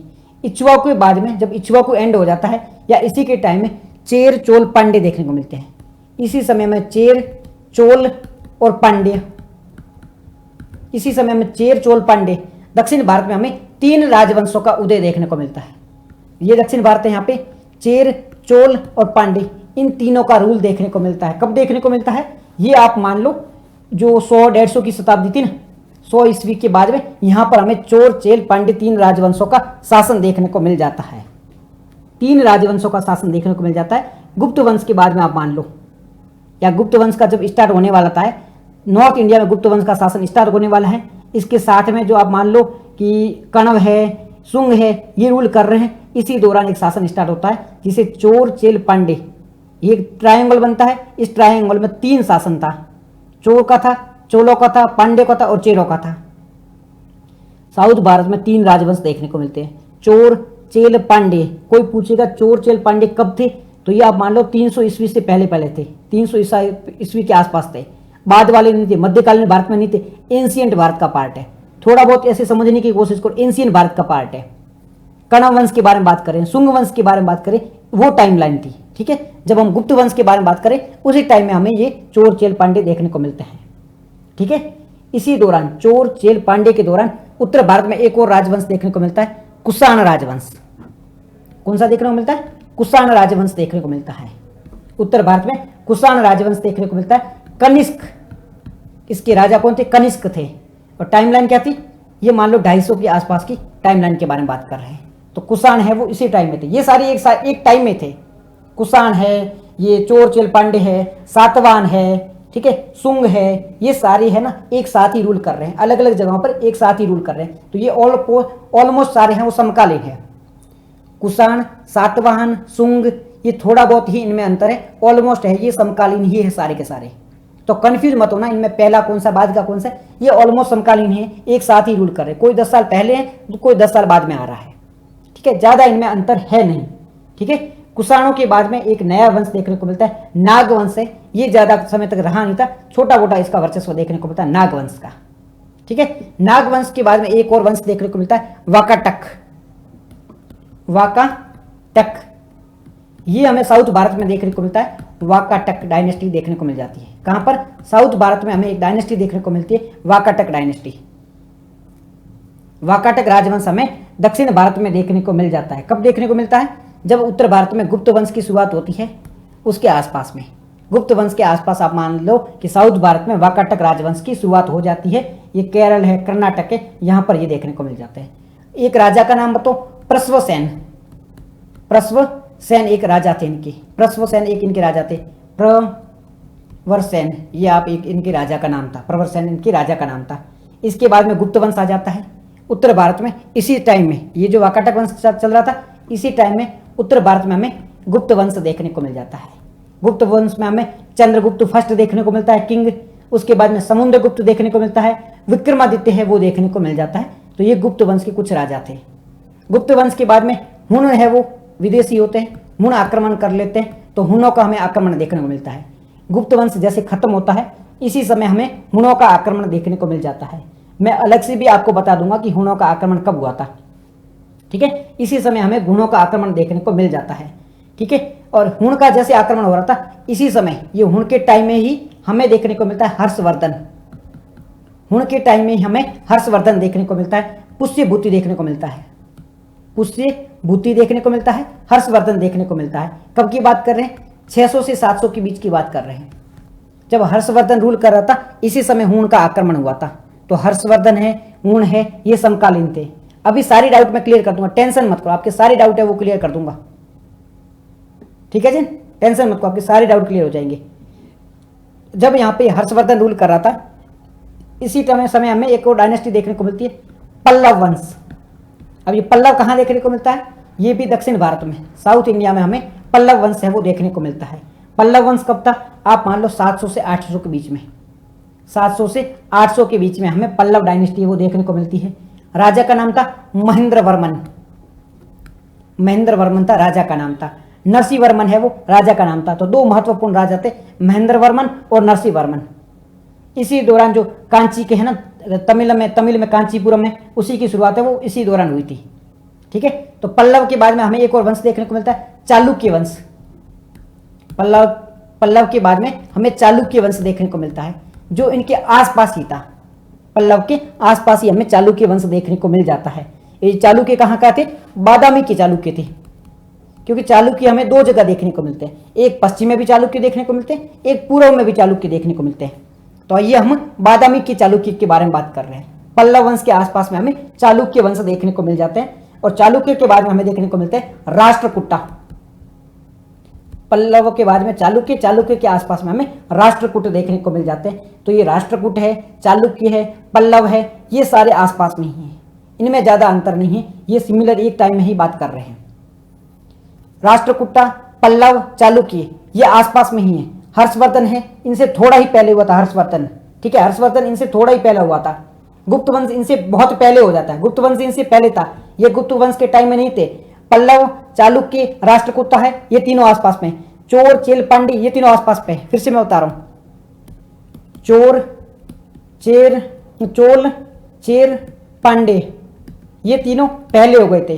राष्ट्रकूटा, ठीक है, राष्ट्रकूटा, पल्लव और चालुक्य ये बाद में हुए थे। राष्ट्रकूटा, पल्लव, चालुक्य ये बाद में हुए थे और ये पहले हुए थे।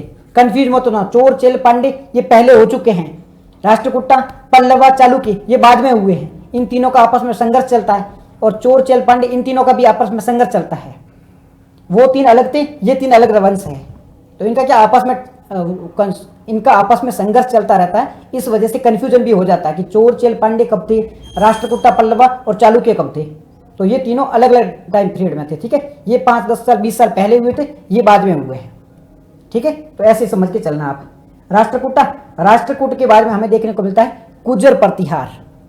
ये हमें नॉर्थ इंडिया में देखने को मिलता है, गुर्जर प्रतिहार देखने को मिलती है। नॉर्थ इंडिया में हमें एक राजवंश देखने को मिलता है, गुर्जर प्रतिहार। आंखें फट जाएगी आज तो, क्या कभी हो रहा है, टेंशन मत करो, सारी चीजें होगी। हिस्ट्री में घुसोगे तो दिक्कत आती है, इसलिए मैं सारी चीजें आज ही क्लियर कर रहा हूं, क्योंकि हम जब डीप में घुसेंगे ये सारी चीजें हमें पढ़नी पड़ेगी, तो हमारी आंखें फट जाएगी। तो आज ही सारी चीजें क्लियर कर देते हैं। तो यहाँ पे इनके बाद में जस्ट आप मान लो चोर, चेल, पांडे हो गए थे, उसके बाद में हमें चालुक्य देखने को मिलते हैं।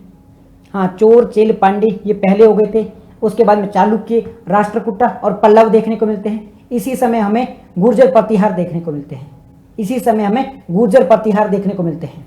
गुर्जर प्रतिहार में मिहिर भोज है, नागभट्ट है, ऐसे कुछ हमें शासक देखने को मिलते हैं।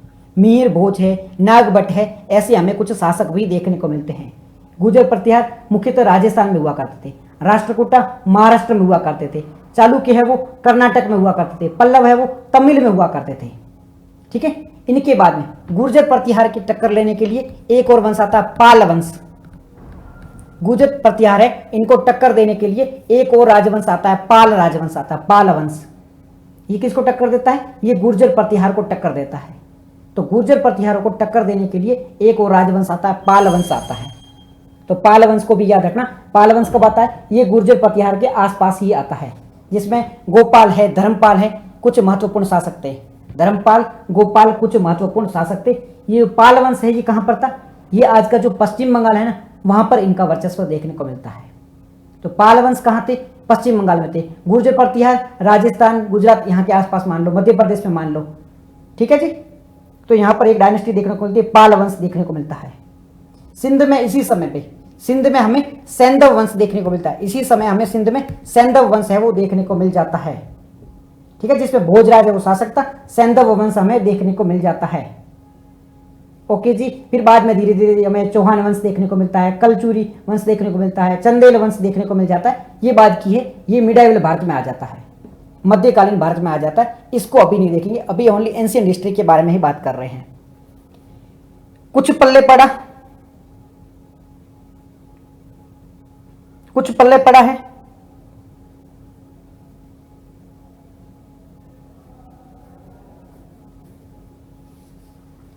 नहीं पड़ा? अभी और थोड़ा क्लियर कर देता हूं। कोई नहीं, आपको समझा के ही रहेंगे, टेंशन मत करो, सारी चीजें क्लियर करके ही रहेंगे। आपकी डाउट हो रही होगी साउथ इंडिया में कौन कौन से राजा है, साउथ इंडिया आपको दिक्कत कर रहा होगा। ठीक है, दक्षिण भारत के जो राजा है ना वो आपको दिक्कत कर रहे होंगे, क्योंकि नॉर्थ इंडिया आपको समझ में आ रही है, क्योंकि मौर्य के बाद में उत्तर मौर्य में आ जाता है। ठीक है, वो सारी चीजें समझ में आ रही है, पर दक्षिण भारत में एक साथ बहुत सारे राजा है वो रूल कर रहे हैं। दक्षिण भारत में एक साथ बहुत सारे राजा है वो रूल कर रहे हैं, तो कहां पर कौन सा रूल कर रहे हैं ये मैं आपको समझा देता हूं। कहां पर कौन सा राजा है वो रूल कर रहा है मैं आपको समझा देता हूं। ये भारत का मैप देख लो, ये भारत का मैप देख लो।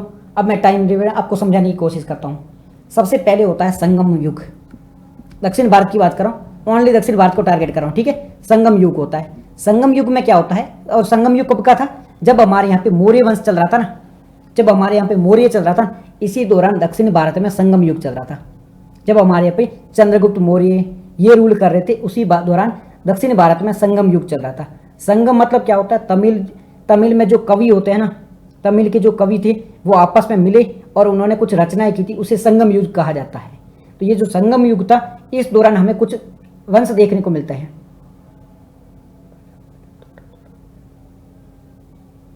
थोड़ा थोड़ा पल्ला सारे पल्ले पड़ जाएगा, टेंशन मत करो। ठीक है, संगम युग है। संगम युग हमें साउथ में देखने को मिल रहा है। संगम युग हमें कहां देखने को मिल रहा है? दक्षिण भारत में देखने को मिलता है। कब मिलता है? जब हमारे यहाँ पे मौर्य वगैरह का रूल था ना, हमारे दक्षिण भारत उत्तर भारत में मौर्य वगैरह रूल कर रहे थे, इसी समय दक्षिण भारत में एक रूल कर रहे थे। कौन कर रहे थे? संगम युग के दौरान, संगम काल था, संगम युग के दौरान आप ध्यान से देखना, यहाँ पे कौन था? चोल, चेर और पांडे। चोल, चेर, पांडे कब थे? सीसीपी कब थे?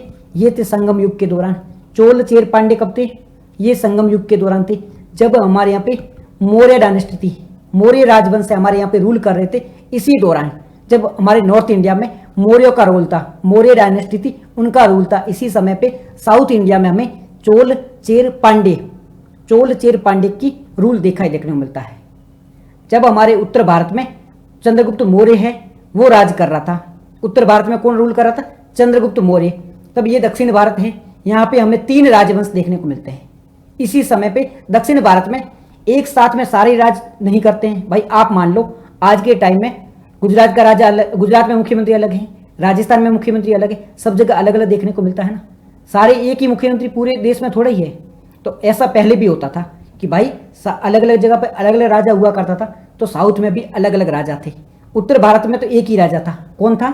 वो था हमारा चंद्रगुप्त मौर्य, यानी कि मौर्य राज तो कर रहे थे, अशोक था, चंद्रगुप्त मौर्य था। परंतु दक्षिण भारत में इस टाइम में 3 राजवंश थे, चोल था, चेर था और पांडे थे। दक्षिण भारत में इस टाइम में 3 देखने को मिलते हैं। तो चोल, चेर, पांडे किसके समकालीन थे? यूपीएससी प्रीलिम में क्वेश्चन पूछेगा, चोर, चेल, पांडे है वो किसके समकालीन थे? तो वो मौर्य के समकालीन थे। जब उत्तर भारत में मौर्य रूल कर रहे थे, इसी समय दक्षिण भारत में चोर, चेल, पांडे का रूल था। ठीक है, चोर, चेल, पांडे खत्म होते हैं। ये मौर्य जो है ना, दक्षिण भारत उत्तर भारत से मौर्य का राजवंश पहले खत्म हो जाता है। दक्षिण भारत में चोर, चेल, पांडे है, ये थोड़े लंबे समय तक रूल करते हैं, ये थोड़े लंबे समय तक रूल करते हैं। और चंद्रगुप्त मौर्य है वो जल्दी खत्म हो जाता है। यहाँ पर देखो, चंद्रगुप्त मौर्य का रूल है वो 185 के आसपास में खत्म हो जाता है। और चोर, चेल, पांडे है, इनका रूल है थोड़ा लंबे समय तक चलता है। इनका रूल है वो थोड़ा लंबे समय तक चलता है। याद रहेगा, संगम युग याद रहेगा। संगम युग कब था? मौर्य टाइम में था। इस समय में दक्षिण भारत में क्या था? चोर, चेल, पांडे था। 320 ई से लेके 300 सीई के बारे में बात कर रहे हैं, तमिलनाडु के बारे में बात कर रहे हैं, केरल के बारे में बात कर रहे हैं। याद रहेगा, कोई दिक्कत नहीं है ना। और इसी टाइम में वर्ल्ड में कौन था? सिकंदर था। सिकंदर इसी समय अटैक कर रहा है जब चोर चेल पांडे थे, चंद्रगुप्त मौर्य था, सिकंदर इसी टाइम में अटैक कर रहा है। कुछ कनेक्ट कर रहा है, डॉट है वो कनेक्ट कर रहे हैं, कहाँ पे कौन सी घटना हो रही समझ में आ रही है। बहुत सिंपल रखने की कोशिश कर रहा हूँ, अब तो आई थिंक समझ में आ ही जाना चाहिए, बहुत सिंपल रखने की कोशिश कर रहा हूँ। नेक्स्ट साउथ इंडिया में आता है सातवाहन वंश आता है। हमारे यहाँ पे मौर्य एंड हो जाता है, साउथ में चोर चेल पांडे का वर्चस्व खत्म होता है, तब एक वंश आता है सातवाहन वंश। सातवाहन वंश ये जो है महाराष्ट्र से स्टार्ट होता है, महाराष्ट्र से स्टार्ट होता है, तेलंगाना आंध्र प्रदेश तक इसका वर्चस्व होता है। ये कब होता है, ये आप मान लो चंद्रगुप्त मौर्य का टाइम एंड हो गया है, मौर्य वंश है वो शासन खत्म हो गया है, आप मान लो 250 BCE से मान लो, यानी कि चंद्रगुप्त मौर्य वगैरह के टाइम के बाद में स्टार्ट हो जाता है सातवाहन वंश। कहाँ कहाँ ये रूल देखने को मिलता है इसका रूल है हमें महाराष्ट्र में देखने को मिलता है, तेलंगाना में और आंध्र प्रदेश में इसका रूल है हमें देखने को मिल जाता है। महाराष्ट्र, तेलंगाना और आंध्र प्रदेश में इसका रूल है हमें देखने को मिलता है, याद रहेगा। इसके बाद में इसके जो पहले राजा थे वो कौन थे, गोमती पुत्र सातकर्णी। इनके पहले राजा सातवाहन के जो पहले राजा कौन थे, गोमती पुत्र सातकर्णी थे। इन्होंने शक जो बाहर से अटैक किया था, शकों ने, यवनों ने अटैक किया था, उनको हराया था, गोमती पुत्र सातकर्णी ने उनको हटाया था। ठीक है, तो शक है इनके समकालीन थे। साथ ही साथ में उत्तर भारत में जो शुंग वंश था, जो कण्व वंश था, हमने शुंग और कण्व के बारे में बात की थी, शुंग और कण्व है वो सातवाहनों के समकालीन ही था। उत्तर भारत का शुंग वंश है, उत्तर भारत का कण्व वंश है वो ये सातवाहन है उसका समकालीन है। तो दक्षिण भारत में किसका वंश है, सातवाहन वंश है। इसी समय उत्तर भारत में कौन है, शुंग है वो कण्व है, याद रहेगा, कोई दिक्कत नहीं आ रही है। चोर चेल पांडे हमें समझ में आ गया है। चोर चेल पांडे के बाद में सातवाहन वंश आता है। सातवाहन के समय में भारत में कौन वंश करता है, सातवाहन के समय में उत्तर भारत में कौन था, तो इनके समकालीन थे, कौन से सातवाहन के टाइम में समकालीन, शुंग थे, कण्व थे। शुंग है, कण्व है वो सातवाहन के समकालीन है। ठीक है जी। इसके बाद में आता है इक्ष्वाकु वंश। इसके बाद में कौन सा आता है, इक्ष्वाकु वंश आता है। इक्ष्वाकु वंश, इक्ष्वाकु वंश का रूल देखने को मिलता है। इक्ष्वाकु कहां पर था, आंध्र प्रदेश में था। इक्ष्वाकु वंश का जो रूल देखने को मिलता है ये हमें आंध्र प्रदेश में देखने को मिलता है। जब दक्षिण भारत में इक्ष्वाकु का रूल था, इक्ष्वाकु का रूल था, इसी समय में उत्तर भारत में कुषाणों का रूल हुआ करता था। जिस समय दक्षिण भारत में किसका रूल था, इक्ष्वाकु का रूल था। दक्षिण भारत में इक्ष्वाकु का रूल था, इक्ष्वाकु का रूल था। इसी समय हमें उत्तर भारत में क्या देखने को मिलता है, उत्तर भारत में हमें इक्ष्वाकु के समय कुषाण देखने को मिलता है। इक्ष्वाकु के समय उत्तर भारत में हमें कुषाण देखने को मिलता है। ठीक है, याद रहेगा। इक्ष्वाकु वंश कहां पर था, दक्षिण भारत में। इसी समय हमें उत्तर भारत में कुषाण देखने को मिलता है। सातवाहन के समय हमें शुंग और कण्व देखने को मिलता है, और चोर चेल पांडे के समय हमें मौर्य वंश देखने को मिलता है। इक्ष्वाकु हो गया। इक्ष्वाकु के बाद में एक वंश आता है पल्लव वंश। इक्ष्वाकु के बाद में हमें पल्लव वंश देखने को मिलता है। पल्लव वंश के समय उत्तर भारत में कौन था, फिर से बता रहा हूं, इक्ष्वाकु के बाद में कौन सा आता है, पल्लव वंश आता है। पल्लव डायनेस्टी आती है। पल्लव के टाइम में उत्तर भारत में कौन रूल कर रहा था, तो पल्लव है वो हर्षवर्धन के समकालीन था। पल्लव है वो हर्षवर्धन, जिसे हम हर्षा भी कहते हैं ना, पल्लव है वो हर्षवर्धन के समकालीन थे। कब की बात हो रही है, पल्लवों का जो रूल था ना वो कांचीपुरम में था। कहां पर था, कांचीपुरम में इनका रूल था। कांचीपुरम कहां पर है, तमिलनाडु में। कांचीपुरम तमिलनाडु में है। यहां पर पल्लवों का रूल हुआ करता था। पल्लव का रूल कहां था, कांचीपुरम में था। पल्लव का रूल कहां पर था, कांचीपुरम में। कांचीपुरम कहां है, तमिलनाडु में। पल्लव के समय में उत्तर भारत में कौन रूल कर रहा था, उत्तर भारत में इस समय हर्ष का रूल हुआ करता था। हर्षवर्धन का रूल हुआ करता था उत्तर भारत में। इसी के समय जब पल्लव रूल कर रहे थे, इसी समय हमें महाबलीपुरम, इसी समय महाबलीपुरम का विकास देखने को मिलता है। ठीक है, इसी समय हमें महाबलीपुरम का विकास देखने को मिलता है। ओके, याद रहेगा। इसी के जस्ट ये जब चल रहे थे, पल्लव वंश चल रहे थे, ये पल्लव को याद रखो। ये उत्तर भारत का, दक्षिण भारत का मैप है। यहां पे ये क्या है, यहां पे पल्लव रूल कर रहे हैं। यहां पे पल्लव रूल कर रहे हैं। ऊपर रूल कौन कर रहा है, चालुक्य रूल कर रहे हैं। ऊपर चालुक्य रूल कर रहे हैं। तो ये जो पल्लव है इनका और चालुक्य का युद्ध देखने को मिलता है। पल्लवों और चालुक्यों का युद्ध देखने को मिलता है। क्यों देखने को मिलता है, क्योंकि ये दोनों समकालीन थे। दक्षिण भारत में जब ये पल्लव रूल कर रहे थे, इनके ऊपर चालुक्य रूल कर रहे थे, तो चालुक्य और पल्लवों के बीच में हमें युद्ध देखने को मिलता है। हर्षवर्धन है हमें ऊपर देखने को मिल जाता है। हर्षवर्धन कहाँ था? हर्षवर्धन ऊपर था, उत्तर भारत में था। हर्षवर्धन आप देख लो यहाँ पे रूल कर रहा है, इससे ऊपर रूल कर रहा है। इसके नीचे चालुक्य है और चालुक्य के नीचे पल्लव है, तो चालुक्य और पल्लवों के बीच में युद्ध हो जाता है। चालुक्य और पल्लवों के बीच में, यहाँ पे कौन है? चालुक्य है, चालुक्य के नीचे कौन है? पल्लव है, तो चालुक्य और पल्लवों के बीच में युद्ध हो जाता है। अब जो चालुक्य है ना, वो हर्षवर्धन को हरा देते हैं। ऊपर हर्षा था, हर्षवर्धन इन पे अटैक करना चाहता था। ये गंगा नदी, ये अपनी नर्मदा नदी मान लो, नर्मदा के नीचे अटैक करना चाहता था, बट ये जो हर्षवर्धन को हरा देते हैं, कौन हरा देते हैं? चालुक्य है वो हर्षवर्धन को हरा देते हैं। चालुक्य किसको हराते? हर्षवर्धन को हरा रहे हैं। और पल्लव है वो इसके समकालीन है। मतलब आप समझ सकते हो, हर्षवर्धन, चालुक्य और पल्लव, ये तीनों समकालीन है। इन तीनों का आपस में झगड़ा हो रहा है, इन तीनों का आपस में युद्ध हो रहा है। क्योंकि पल्लव है वो किस पे अटैक कर रहे हैं? पल्लव अटैक कर रहे हैं चालुक्य पर। पल्लव है वो चालुक्य पर अटैक कर रहे हैं, और चालुक्य किस पे अटैक कर रहे हैं? हर्षवर्धन पे अटैक कर रहे हैं। तो ये जो चालुक्य है ना, इन्होंने हर्षवर्धन को हराया भी था। किसने हराया था? चालुक्यों ने हर्षवर्धन को हराया था। चालुक्यों के राजा कौन थे? चालुक्य के किस राजा ने हर्षवर्धन को हराया था? चालुक्य के किस राजा ने हर्षवर्धन को हराया था? तो चालुक्य के राजा थे, उसका नाम था पुलकेशिन। चालुक्य किस राजा ने हर्षवर्धन को हराया था? पुलकेशिन द्वितीय ने। पुलकेशिन द्वितीय ने हर्षवर्धन को हराया था।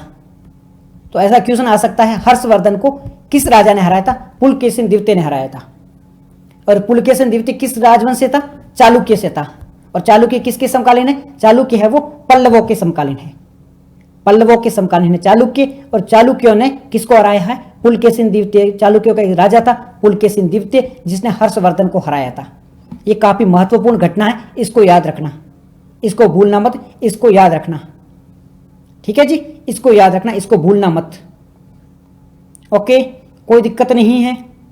इसके बाद में आता है राष्ट्रकूट। इसके बाद में हमें साउथ इंडिया में एक राजवंश देखने को मिलता है, राष्ट्रकूट। इस टाइम में हमें राजवंश देखने को मिलता है, कौन सा? राष्ट्रकूट देखने को मिलता है। राष्ट्रकूट कहां पर था? राष्ट्रकूट महाराष्ट्र में था, और हमें कर्नाटक में, महाराष्ट्र और कर्नाटक में हमें राजवंश देखने को मिलता है। कौन सा? राष्ट्रकूट देखने को मिलता है, जिसमें गोविंद है, ध्रुव है, ऐसे कुछ राजा देखने को मिल जाते हैं। एलोरा की जो गुफा थी, एलोरा की गुफा, वो राष्ट्रकूट के दौरान ही स्थापित की गई थी। एलोरा की जो गुफा थी वो इसी टाइम में हमें देखने को मिलती है। एलोरा में जो कैलाश का मंदिर है, एलोरा में जो कैलाश मंदिर है, वो इसी समय हमें देखने को मिलता है। ठीक है, और ये किसके समकालीन थे? इसी समय हमें पाल देखने को मिलते हैं, इसी समय हमें गुर्जर प्रतिहार देखने को मिलते हैं। तो अब क्या हो रहा है? हमने ऊपर कौन कौन से देखे? हमने चालुक्य देखे, हमने पल्लव देखे, हमने इक्ष्वाकु देखे, हर्षवर्धन का टाइम देखा। अब ये एंड होने के बाद में राष्ट्रकूट स्टार्ट हो जाते हैं। इनके बाद में राष्ट्रकूट स्टार्ट हो जाते हैं। राष्ट्रकूट के टक्कर में कौन था? राष्ट्रकूट के टक्कर में आप पाल को देख सकते हो और चोल को देख सकते हो। ये चोल चेर पांडे वाला नहीं है, ये चोल एक बाद में भी आया था। एक चोल पहले भी था, एक चोल बाद में भी आया है। तो राष्ट्रकूट के टक्कर में थे पाल और चोल देखने को मिलते हैं। राष्ट्रकूट, पाल, चोल, ये है वो समकालीन है। राष्ट्रकूट, पाल, चोल समकालीन है। तो चोल कब को देखने को मिलते हैं? चोल है वो राष्ट्रकूट के समकालीन थे, इसी समय में हमें चोल देखने को मिलते हैं। चोल मुख्यतः कहाँ रूल कर रहे थे? चोल है वो तमिलनाडु में रूल कर रहे थे। नीचे तमिलनाडु है, वहां पर ये रूल कर रहे थे। राजा राम है, राजा राज है, राजेंद्र है, ऐसे कुछ प्रमुख शासक भी थे इनके। राजेंद्र, राजा राज, राजा राम, ये इनके कुछ प्रमुख शासन हुआ करते थे। इन्होंने श्रीलंका तक अपनी सेना भेजी थी। इन्होंने अपनी नौसेना को बहुत मजबूत किया था और श्रीलंका तक अपनी सेना भेजी थी। इन्होंने अपना जो है ना इंडोनेशिया है वहां तक अपनी सेना भेजी थी। तो इन्होंने नौसेना को बहुत मजबूत किया था। किन्होंने, किनके बारे में बात करें? चोल के बारे में। चोल ने अपना जो सेना है ना वो श्रीलंका तक भेजी थी। बहुत मजबूत इनकी नौसेना हुआ करती थी। बृहद्रेश्वर जो मंदिर है, बृहद्रेश्वर मंदिर है वो इसी समय में स्थापित किया गया था। तो बृहद्रेश्वर मंदिर है वो इसी समय में स्थापित किया गया था। इसी समय हमें कन्नौज का त्रिकोणीय संघर्ष देखने को मिलता है। कन्नौज का त्रिकोणीय संघर्ष क्या था? यहाँ पे देखो, कन्नौज का त्रिकोणीय संघर्ष, त्रिकोणीय संघर्ष ये क्या था? कन्नौज का त्रिकोणीय संघर्ष, कन्नौज पे है वो 3 राजा है वो रूल करना चाहते थे। ये कन्नौज है, इस पे 3 राजा रूल करना चाहते थे। कौन कौन से थे? कन्नौज में आप देख सकते हो, ऊपर से आप देख सकते हो कौन है, चोल रूल करना चाहते हैं, राष्ट्रकूटा रूल करना चाहते हैं और पाल है इस पे रूल करना चाहते हैं। 3 रोज है वो इससे लड़ने की कोशिश कर रहे थे, किसकी? कन्नौज के लिए। ठीक है जी। इसके बाद में कन्नौज के बाद में ये अपने कौन से चोल एंड हो जाते हैं। चोल के बाद में एक वंश देखने को मिलता है हमें, चालुक्य। चोल के बाद में हमें वंश देखने को मिलता है चालुक्य, और ये चालुक्य है वो पश्चिमी चालुक्य। एक इससे पहले भी चालुक्य आ चुके हैं, इससे पहले भी चालुक्य आ चुके हैं जो कि राष्ट्रकूट के टाइम में थे, बट ये बाद वाले चालुक्य हैं जो कि पश्चिमी भारत में देखने को मिलते हैं, जिसमें विक्रमादित्य 4th हुआ करते थे। ठीक है, ये चोल के बाद में थे, तो ये चालुक्य भी हमें वंश देखने को मिल जाता है। और चालुक्य के बाद में हमें एक वंश देखने को मिलता है होयसाल वंश। चालुक्य के बाद में हमें एक वंश देखने को मिलता है होयसाल वंश। ये कब था? ये बहुत बाद में आ जाता है, 1000 की ईस्वी के आसपास में आ जाता है। उत्तर भारत में जब गोरी गजनवी का आक्रमण हो रहा था तब हमें ये होयसाल वंश देखने को मिलता है, तो ये बाद का वंश है। होयसाल के बाद में हमें काकतीय वंश भी देखने को मिलता है। होयसाल के बाद में हमें काकतीय वंश भी देखने को मिलता है, ये भी काफी बाद का, याद तो करना पड़ेगा, ये सारी चीजें याद करनी पड़ेगी। काकतीय वंश देखने को मिलता है, करेंगे याद, देखो करेंगे, टेंशन मत करो।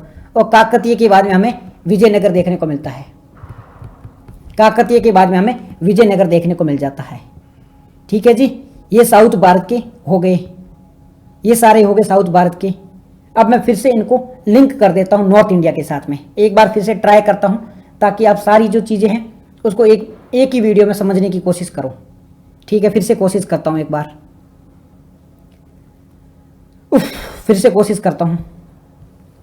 कोशिश करना, ये 2-4 बार पढ़ना, ये चीज़ें याद होगी नहीं। कोशिश करना 2-4 बार पढ़ने की, ये चीज़ें याद होगी नहीं। मैं कोशिश करता हूँ इसको एक बार सिंप्लीफाई करने की, इसको एक बार सिंप्लीफाई करने की कोशिश करता हूँ। रुको एक बार ध्यान से देखना इसको। ओके, सॉरी, अब इसको सिंप्लीफाई करने की कोशिश करता हूँ एक बार में। यहाँ पे देखो, उत्तर भारत से स्टार्ट करते हैं हम। सबसे पहले बात करते हैं मौर्य वंश की। सबसे पहले हम मौर्य वंश की शुरुआत करते हैं। मौर्य वंश के समय में दक्षिण भारत में क्या चल रहा था? संगम काल देखने को मिलता है। जब उत्तर भारत में मौर्य काल था, दक्षिण भारत में हमें संगम काल देखने को मिलता है। संगम काल के टाइम में हमें 3 वंश देखने को मिलता है। संगम काल के टाइम में हमें 3 वंश देखने को मिलते हैं। कौन से? ये चोल, चेर और पांडे।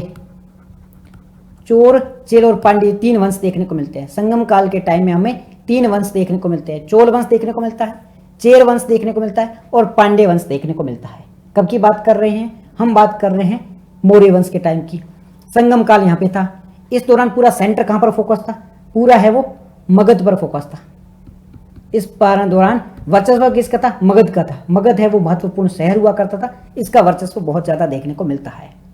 इसी समय इसके जस्ट ही बाद में एक और वंश स्टार्ट हो जाता है। यहाँ ये मगध का एंड हो जाता है।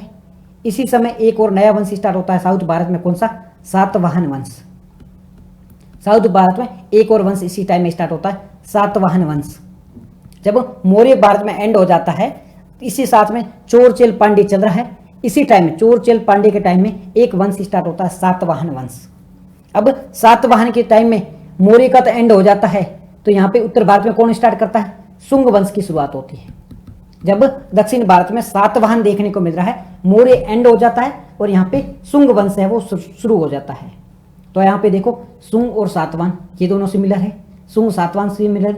मौर्य है वो संगम काल के साथ में, मौर्य संगम के साथ में। शुंग है वो सातवाहनों के साथ में, शुंग है वो सातवाहनों के साथ में है। शुंग किसके साथ में? सातवाओं के साथ में है। याद रहेगा, शुंग किसके साथ में? सातवाहनों के साथ में।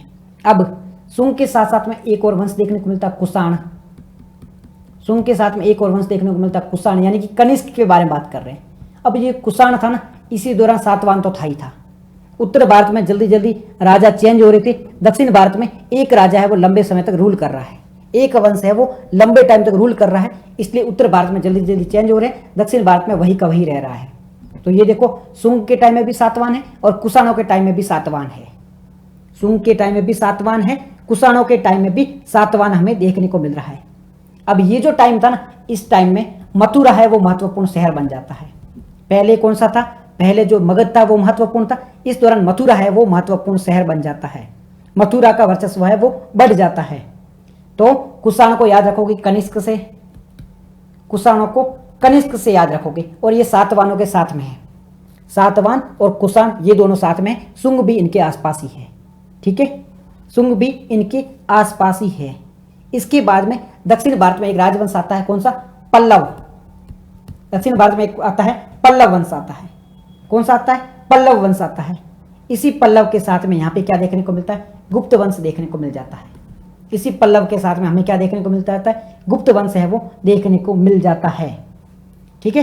पल्लव के साथ में हमें गुप्त वंश देखने को मिलता है। तो गुप्त वंश है वो लंबे समय तक चलता है। इसी दौरान जब तक ये गुप्त वंश लंबे समय तक चल रहा है, इसी दौरान यहाँ पे क्या होता है, साउथ में इक्ष्वाकु वंश भी आ जाता है, इक्ष्वाकु वंश भी देखने को मिल जाता है, पल्लव भी देखने को मिल जाता है। तो इक्ष्वाकु पल्लव यहाँ पे जल्दी जल्दी चेंज हो रहे थे। साउथ इंडिया में है वो यही देखने को मिल रहा था, नॉर्थ इंडिया में है वो गुप्त वंश ही देखने को मिल रहा था, क्योंकि गुप्त है उन्होंने लंबे टाइम तक रूल किया था। तो यहाँ पे था गुप्त, यहाँ पे कौन था, दक्षिण में पल्लव थे। पल्लव के साथ में आप इक्ष्वाकु भी लिख सकते हो, पल्लव के साथ में आप इक्ष्वाकु भी लिख सकते हो। तो पल्लव और इक्ष्वाकु ऑलमोस्ट सिमिलरली काम कर रहे हैं, ठीक है। पल्लव और जो इक्ष्वाकु है वो साथ में काम कर रहे हैं। इसके बाद में पल्लव ये आगे बढ़ता रहता है और ये गुप्त वंश है वो एंड हो जाता है। गुप्त के बाद में यहाँ पे आ जाता है हर्षवर्धन। यहाँ पे कौन आ जाता है, हर्षवर्धन आ जाता है। कहाँ पर, उत्तर भारत में हर्षवर्धन आ जाता है, और यहाँ पे कौन रहता है, यहाँ पे पल्लव रहते हैं। हर्षवर्धन के टाइम में यहाँ पे पल्लव रहते हैं और यहाँ पे हर्षवर्धन आ जाता है, ठीक है, जिसे हम पुष्य बिट्टू वंश कहते हैं ना। हर्षवर्धन किस वंश से संबंधित था, पुष्य बिट्टू, पुष्य भूति, पुष्य भूति, पुष्य भूति, इस वंश से संबंधित था हर्षवर्धन। तो यहाँ पर पल्लव वंश था। दक्षिण भारत में इस टाइम में पल्लव वंश देखने को मिल जाता है। हर्षवर्धन के टाइम में हमें यहाँ पे दक्षिण भारत में एक और वंश देखने को मिलता है, चालुक्य। हर्षवर्धन के टाइम में हमें एक वंश देखने को मिलता है, चालुक्य, ठीक है।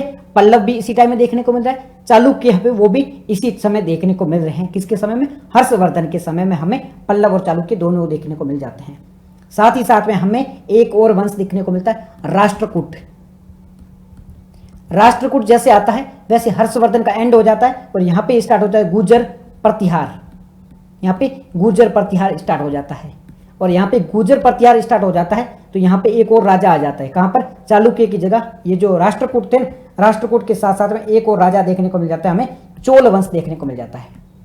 चोल ऊपर वाला चोल नहीं, चोल चेर पांडे एक तो पहले था, किसके टाइम में, हमें मौर्य के टाइम में देखने को मिलता है, लेकिन एक दोबारा एक और भी चोल वंश हमें देखने को मिल जाता है राष्ट्रकूट के टाइम में, ठीक है, जिसमें राजा राज था, राजा राजेंद्र था। ये जो चोल वंश था ये काफी महत्वपूर्ण चोल वंश था, इसने भी काफी ज्यादा स्ट्रॉन्ग सेना वो बनाई थी, ठीक है जी।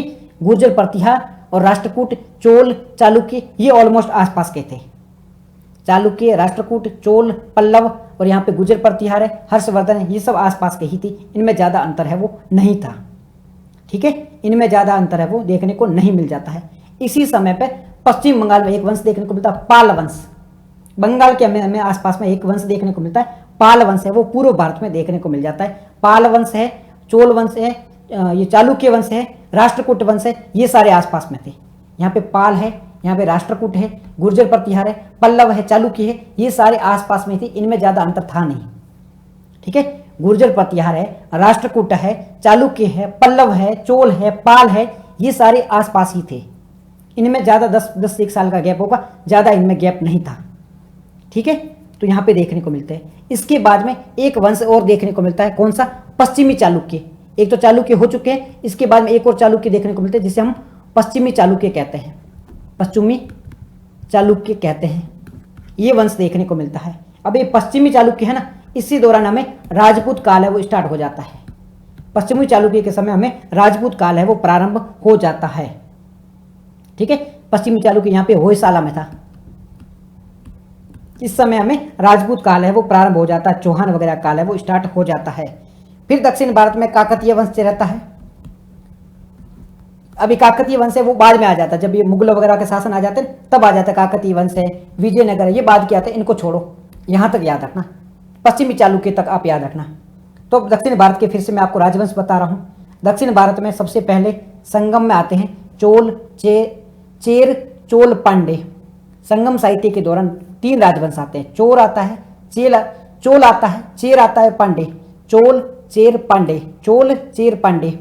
ठीक है, संगम साहित्य के दौरान चोल, चेर, पांडे ये तीनों मिलकर रूल करते हैं। इसके बाद में सातवाहन आते हैं, सातवाहन काफी समय तक रूल करते हैं। सातवाहन को एंड के टाइम में हमें पल्लव देखने को मिलते हैं। पल्लव है ना, पल्लव, उसी दौरान पल्लवों के टाइम में हमें चालुक्य देखने को मिलते हैं। पल्लवों के टाइम में हमें चालुक्य देखने को मिलते हैं और चालुक्य के बाद में हमें राष्ट्रकूट देखने को मिल जाते हैं। ठीक है, राष्ट्रकूट के बाद में दोबारा हमें चोल देखने को मिलते हैं और चोल के बाद में हमें दोबारा पश्चिमी चालुक्य देखने को मिलते हैं। चोल 2 बार आ रहे हैं, पश्चिमी चालुक्य मतलब चालुक्य 2 बार आ रहा है। चोल भी एक बार तो मगध के टाइम में आया था, मतलब मौर्य के टाइम में आया था, और एक चोल है वो बाद में आ रहा है। सेम ही सेम चालुक्य भी 2 बार आ रहा है। एक चालुक्य वो हर्षवर्धन के टाइम में आया था, एक चालुक्य है वो बाद में हमें देखने को मिल जाता है। ठीक है, ये दक्षिण भारत के कुछ रूलर थे, दक्षिण भारत के कुछ वंश हुआ करते थे। उत्तर भारत, दक्षिण भारत दोनों के वंश हमने देखे। कंफ्यूज मत होना, 1-2 बार इसे देखना, सारे पॉइंट है वो आपके क्लियर हो जाएंगे। ठीक है, सारे पॉइंट है वो आपके क्लियर हो जाएंगे। एक बार समझने की कोशिश करना, कोई दिक्कत नहीं होगी। 1-2 बार कोशिश करोगे, सारी चीज़ें वो क्लियर हो जाएगी। लिखने की कोशिश कर, एक बार लिख के समझोगे कुछ का समकालीन कौन था, तो आपकी चीज़ें वो क्लियर हो जाएगी। ठीक है, एक बार फिर से समझने की कोशिश करना, उत्तर भारत में कौन राजा था, दक्षिण भारत में कौन था। तो एक बार ये मिलाने की कोशिश करना, मिल गया ना, आपकी हिस्ट्री बहुत आसान हो जाएगी। क्योंकि हिस्ट्री आप जब पढ़ने बैठोगे ना, तब 3-3, 4-4 इवेंट है वो एक साथ ही होगा। वहाँ पे कन्नौज के लिए लड़ाई हो रही होगी, हर्षवर्धन की लड़ाई हो रही होगी, चालुक्यों की लड़ाई हो रही होगी, पाल की लड़ाई होगी, चोल की हो रही है, चोर की हो रही है। ठीक है, बहुत भयंकर लड़ाई होने वाली, तो है ना, ध्यान से पढ़ना, नहीं तो लड़ाई अपने हो जाएगी यूपीएससी प्रीलिम में। प्रीलिम में सारी गड़बड़ घोटाले एक साथ आ जाएंगे, कन्फ्यूज हो जाएंगे हम सब। ठीक है, अब मैं आपको बता देता हूँ विदेशी आक्रमण के बारे में। कौन कौन से विदेशियों ने कब कब आक्रमण किया था, ये एक बार देख लेते हैं, तो सारी झंझटमारी हमारी सॉल्व हो जाती है। तो विदेशियों में सबसे पहले जो आक्रमण करता है 326 में सिकंदर आक्रमण करता है। 326 में सबसे पहले अटैक कौन करता है, सिकंदर करता है। उस टाइम में भारत में कौन था, चंद्रगुप्त मौर्य रूल कर रहा था।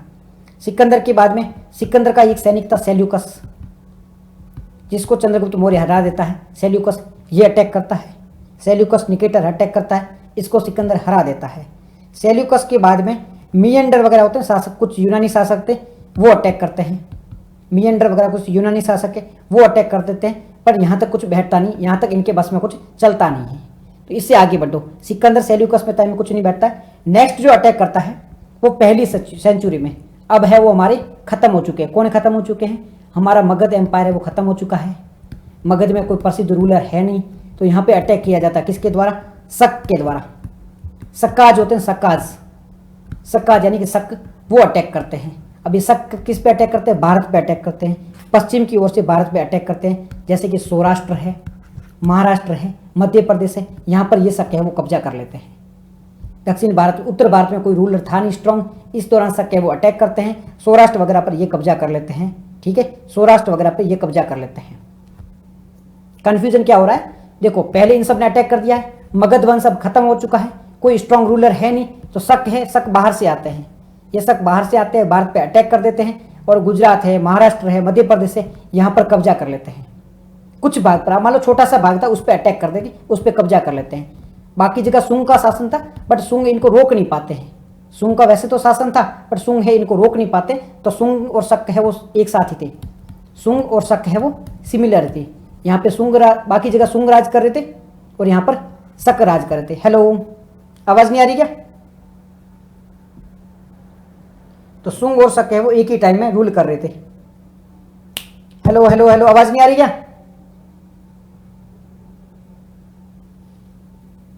आवाज नहीं आ रही है? बैग जाके वापिस आओ, आवाज आ रही है?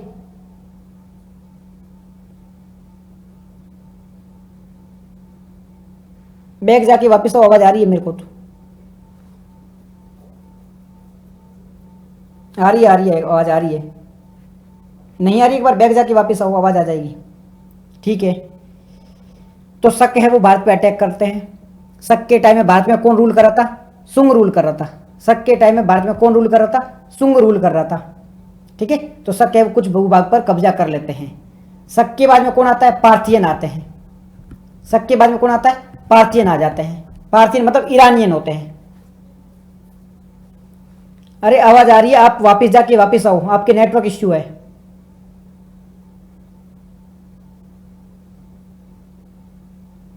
आपके वापस जाके एक बार बैक जाके वापस आओ, आपकी स्क्रीन रुक गई है।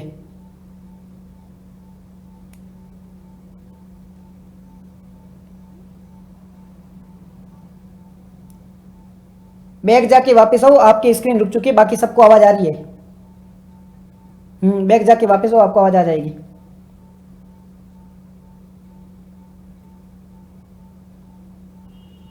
ओके, तो यहां पे अटैक कौन करता है? पार्थियन अटैक करते हैं। पहले किसने अटैक किया था? पहले किया था शक ने। शक के टाइम में कौन था? शुंग वंश था। तो ये गुजरात के छोटे छोटे भाग पर कब्जा करके बैठ जाते हैं। अब ये संतुष्ट हो जाते हैं। इसके बाद में एक और अटैक होता है पार्थियन का। तो सबसे पहले कौन अटैक कर रहे हैं? शक अटैक कर रहे हैं। सबसे पहले अटैक कौन कर रहे हैं? शक कर रहे हैं। शक के बाद में कौन अटैक कर रहा है? पार्थियन अटैक कर रहे हैं। पार्थियन जो कि सिंध से आए थे, ईरान से आए थे, ये अटैक कर रहे हैं। तो पहले अटैक किया था शक ने। शक के बाद में कौन अटैक कर रहे हैं? पार्थियन अटैक कर रहे हैं। कौन अटैक कर रहे हैं? पार्थियन अटैक कर रहे हैं। ठीक है, पार्थियन के बाद में कुषाण अटैक करते हैं। पार्थियन के बाद में कुषाण अटैक करते हैं। कुषाण में कौन था? कनिष्क था। कुषाण में कौन था? कनिष्क था। ये अटैक करता है और ये काफी ज्यादा भारत पर कब्जा कर लेता है। कनिष्क है वो ही महत्वपूर्ण शासक बन जाता है। तो कुषाण है ये महत्वपूर्ण रूलर बन जाते हैं भारत पर। ठीक है, इसके बाद में एक और अटैक किया जाता है हुण द्वारा। ये जो हुण थे इनके द्वारा अटैक किया जाता है। ये मध्य एशिया से अटैक करते हैं। हुण है ये मध्य एशिया से आते हैं और भारत पे अटैक करते हैं। गुप्त वंश के समय में ये अटैक करते हैं। गुप्त वंश के समय में हुण है वो अटैक करते हैं। बाद में जो स्कंदगुप्त है वो हुणों को हरा देते हैं। स्कंदगुप्त होते हैं ये हुण को हरा देते हैं। ठीक है, तो हुण का ये अटैक हुआ था। तो ये कुछ महत्वपूर्ण अटैक थे। शक थे, फिर से मैं बता देता हूं किस किस का अटैक हुआ है। शक थे वो अटैक करते हैं। शक के बाद में कौन अटैक करता है? पार्थियन अटैक कर रहे हैं। पार्थियन के बाद में कौन अटैक कर रहा है? पार्थियन के बाद में शक, पहले शक अटैक कर रहे हैं शुंग के टाइम में।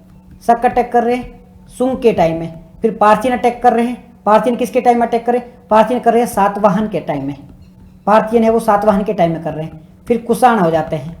कुषाण तो ऑलमोस्ट यहीं के माने जाते हैं और काफी बड़े भूभाग पर रूल भी कर लेते हैं। फिर हुण अटैक करते हैं। हुण किसके टाइम में अटैक कर रहे हैं? गुप्त के टाइम में। हुण है वो गुप्त के टाइम में अटैक करते हैं। ठीक है, तो ये कुछ अटैक थे। उसके बाद में गजनवी मोहम्मद बिन कासिम अटैक करता है। कासिम के बाद में गजनवी अटैक करता है। फिर गोरी अटैक करता है। तो बाद में अटैक होते रहते हैं। पर महत्वपूर्ण जो एंशिएंट हिस्ट्री की बात करते हैं तो ये 3-4 अटैक है वो महत्वपूर्ण थे। ठीक है जी, ये था आज का सारी चीजें। एक बार इसको लिंक करने की कोशिश करना, समझने की कोशिश करना। बहुत डाउट आ सकते हैं। ये क्लास है ना आपका दिमाग खराब करके रख सकती है। अगर आपने ध्यान से नहीं पढ़ा ना आपका दिमाग खराब हो जाएगा। इसलिए इसको 3-4 बार देख लेना। अगर ये सारे याद हो गए ना हिस्ट्री बहुत ईजी लगेगी। सच में हिस्ट्री में मजा आने लग जाएगा। कौन सा इंसिडेंट कब हो रहा है, अगर ये सारी चीजें बैठ गई ना आपके दिमाग में आपको बहुत आसानी से हिस्ट्री पूरी समझ में आ जाएगी। और अगर ये नहीं बैठी ना हिस्ट्री बर्बाद करके रख देगी। हिस्ट्री समझ ही नहीं पाएगी। तो इसको 3 से 4 बार, जब तक समझ में नहीं आता है तब तक देखो वीडियो। एक बार लिखने की कोशिश करो, लिख लिख के समझो कौन सी घटना कब हो रही है, लिख लिख के समझने की कोशिश करो। एक बार अगर ये समझ में आ गया मौज ही मौज हो जाएगी। ठीक है जी, मिलते हैं फिर कल एक नए लेक्चर के साथ में। तब तक के लिए आप सभी का धन्यवाद। आप सभी हमसे जुड़े उसके लिए बहुत बहुत धन्यवाद। ओके।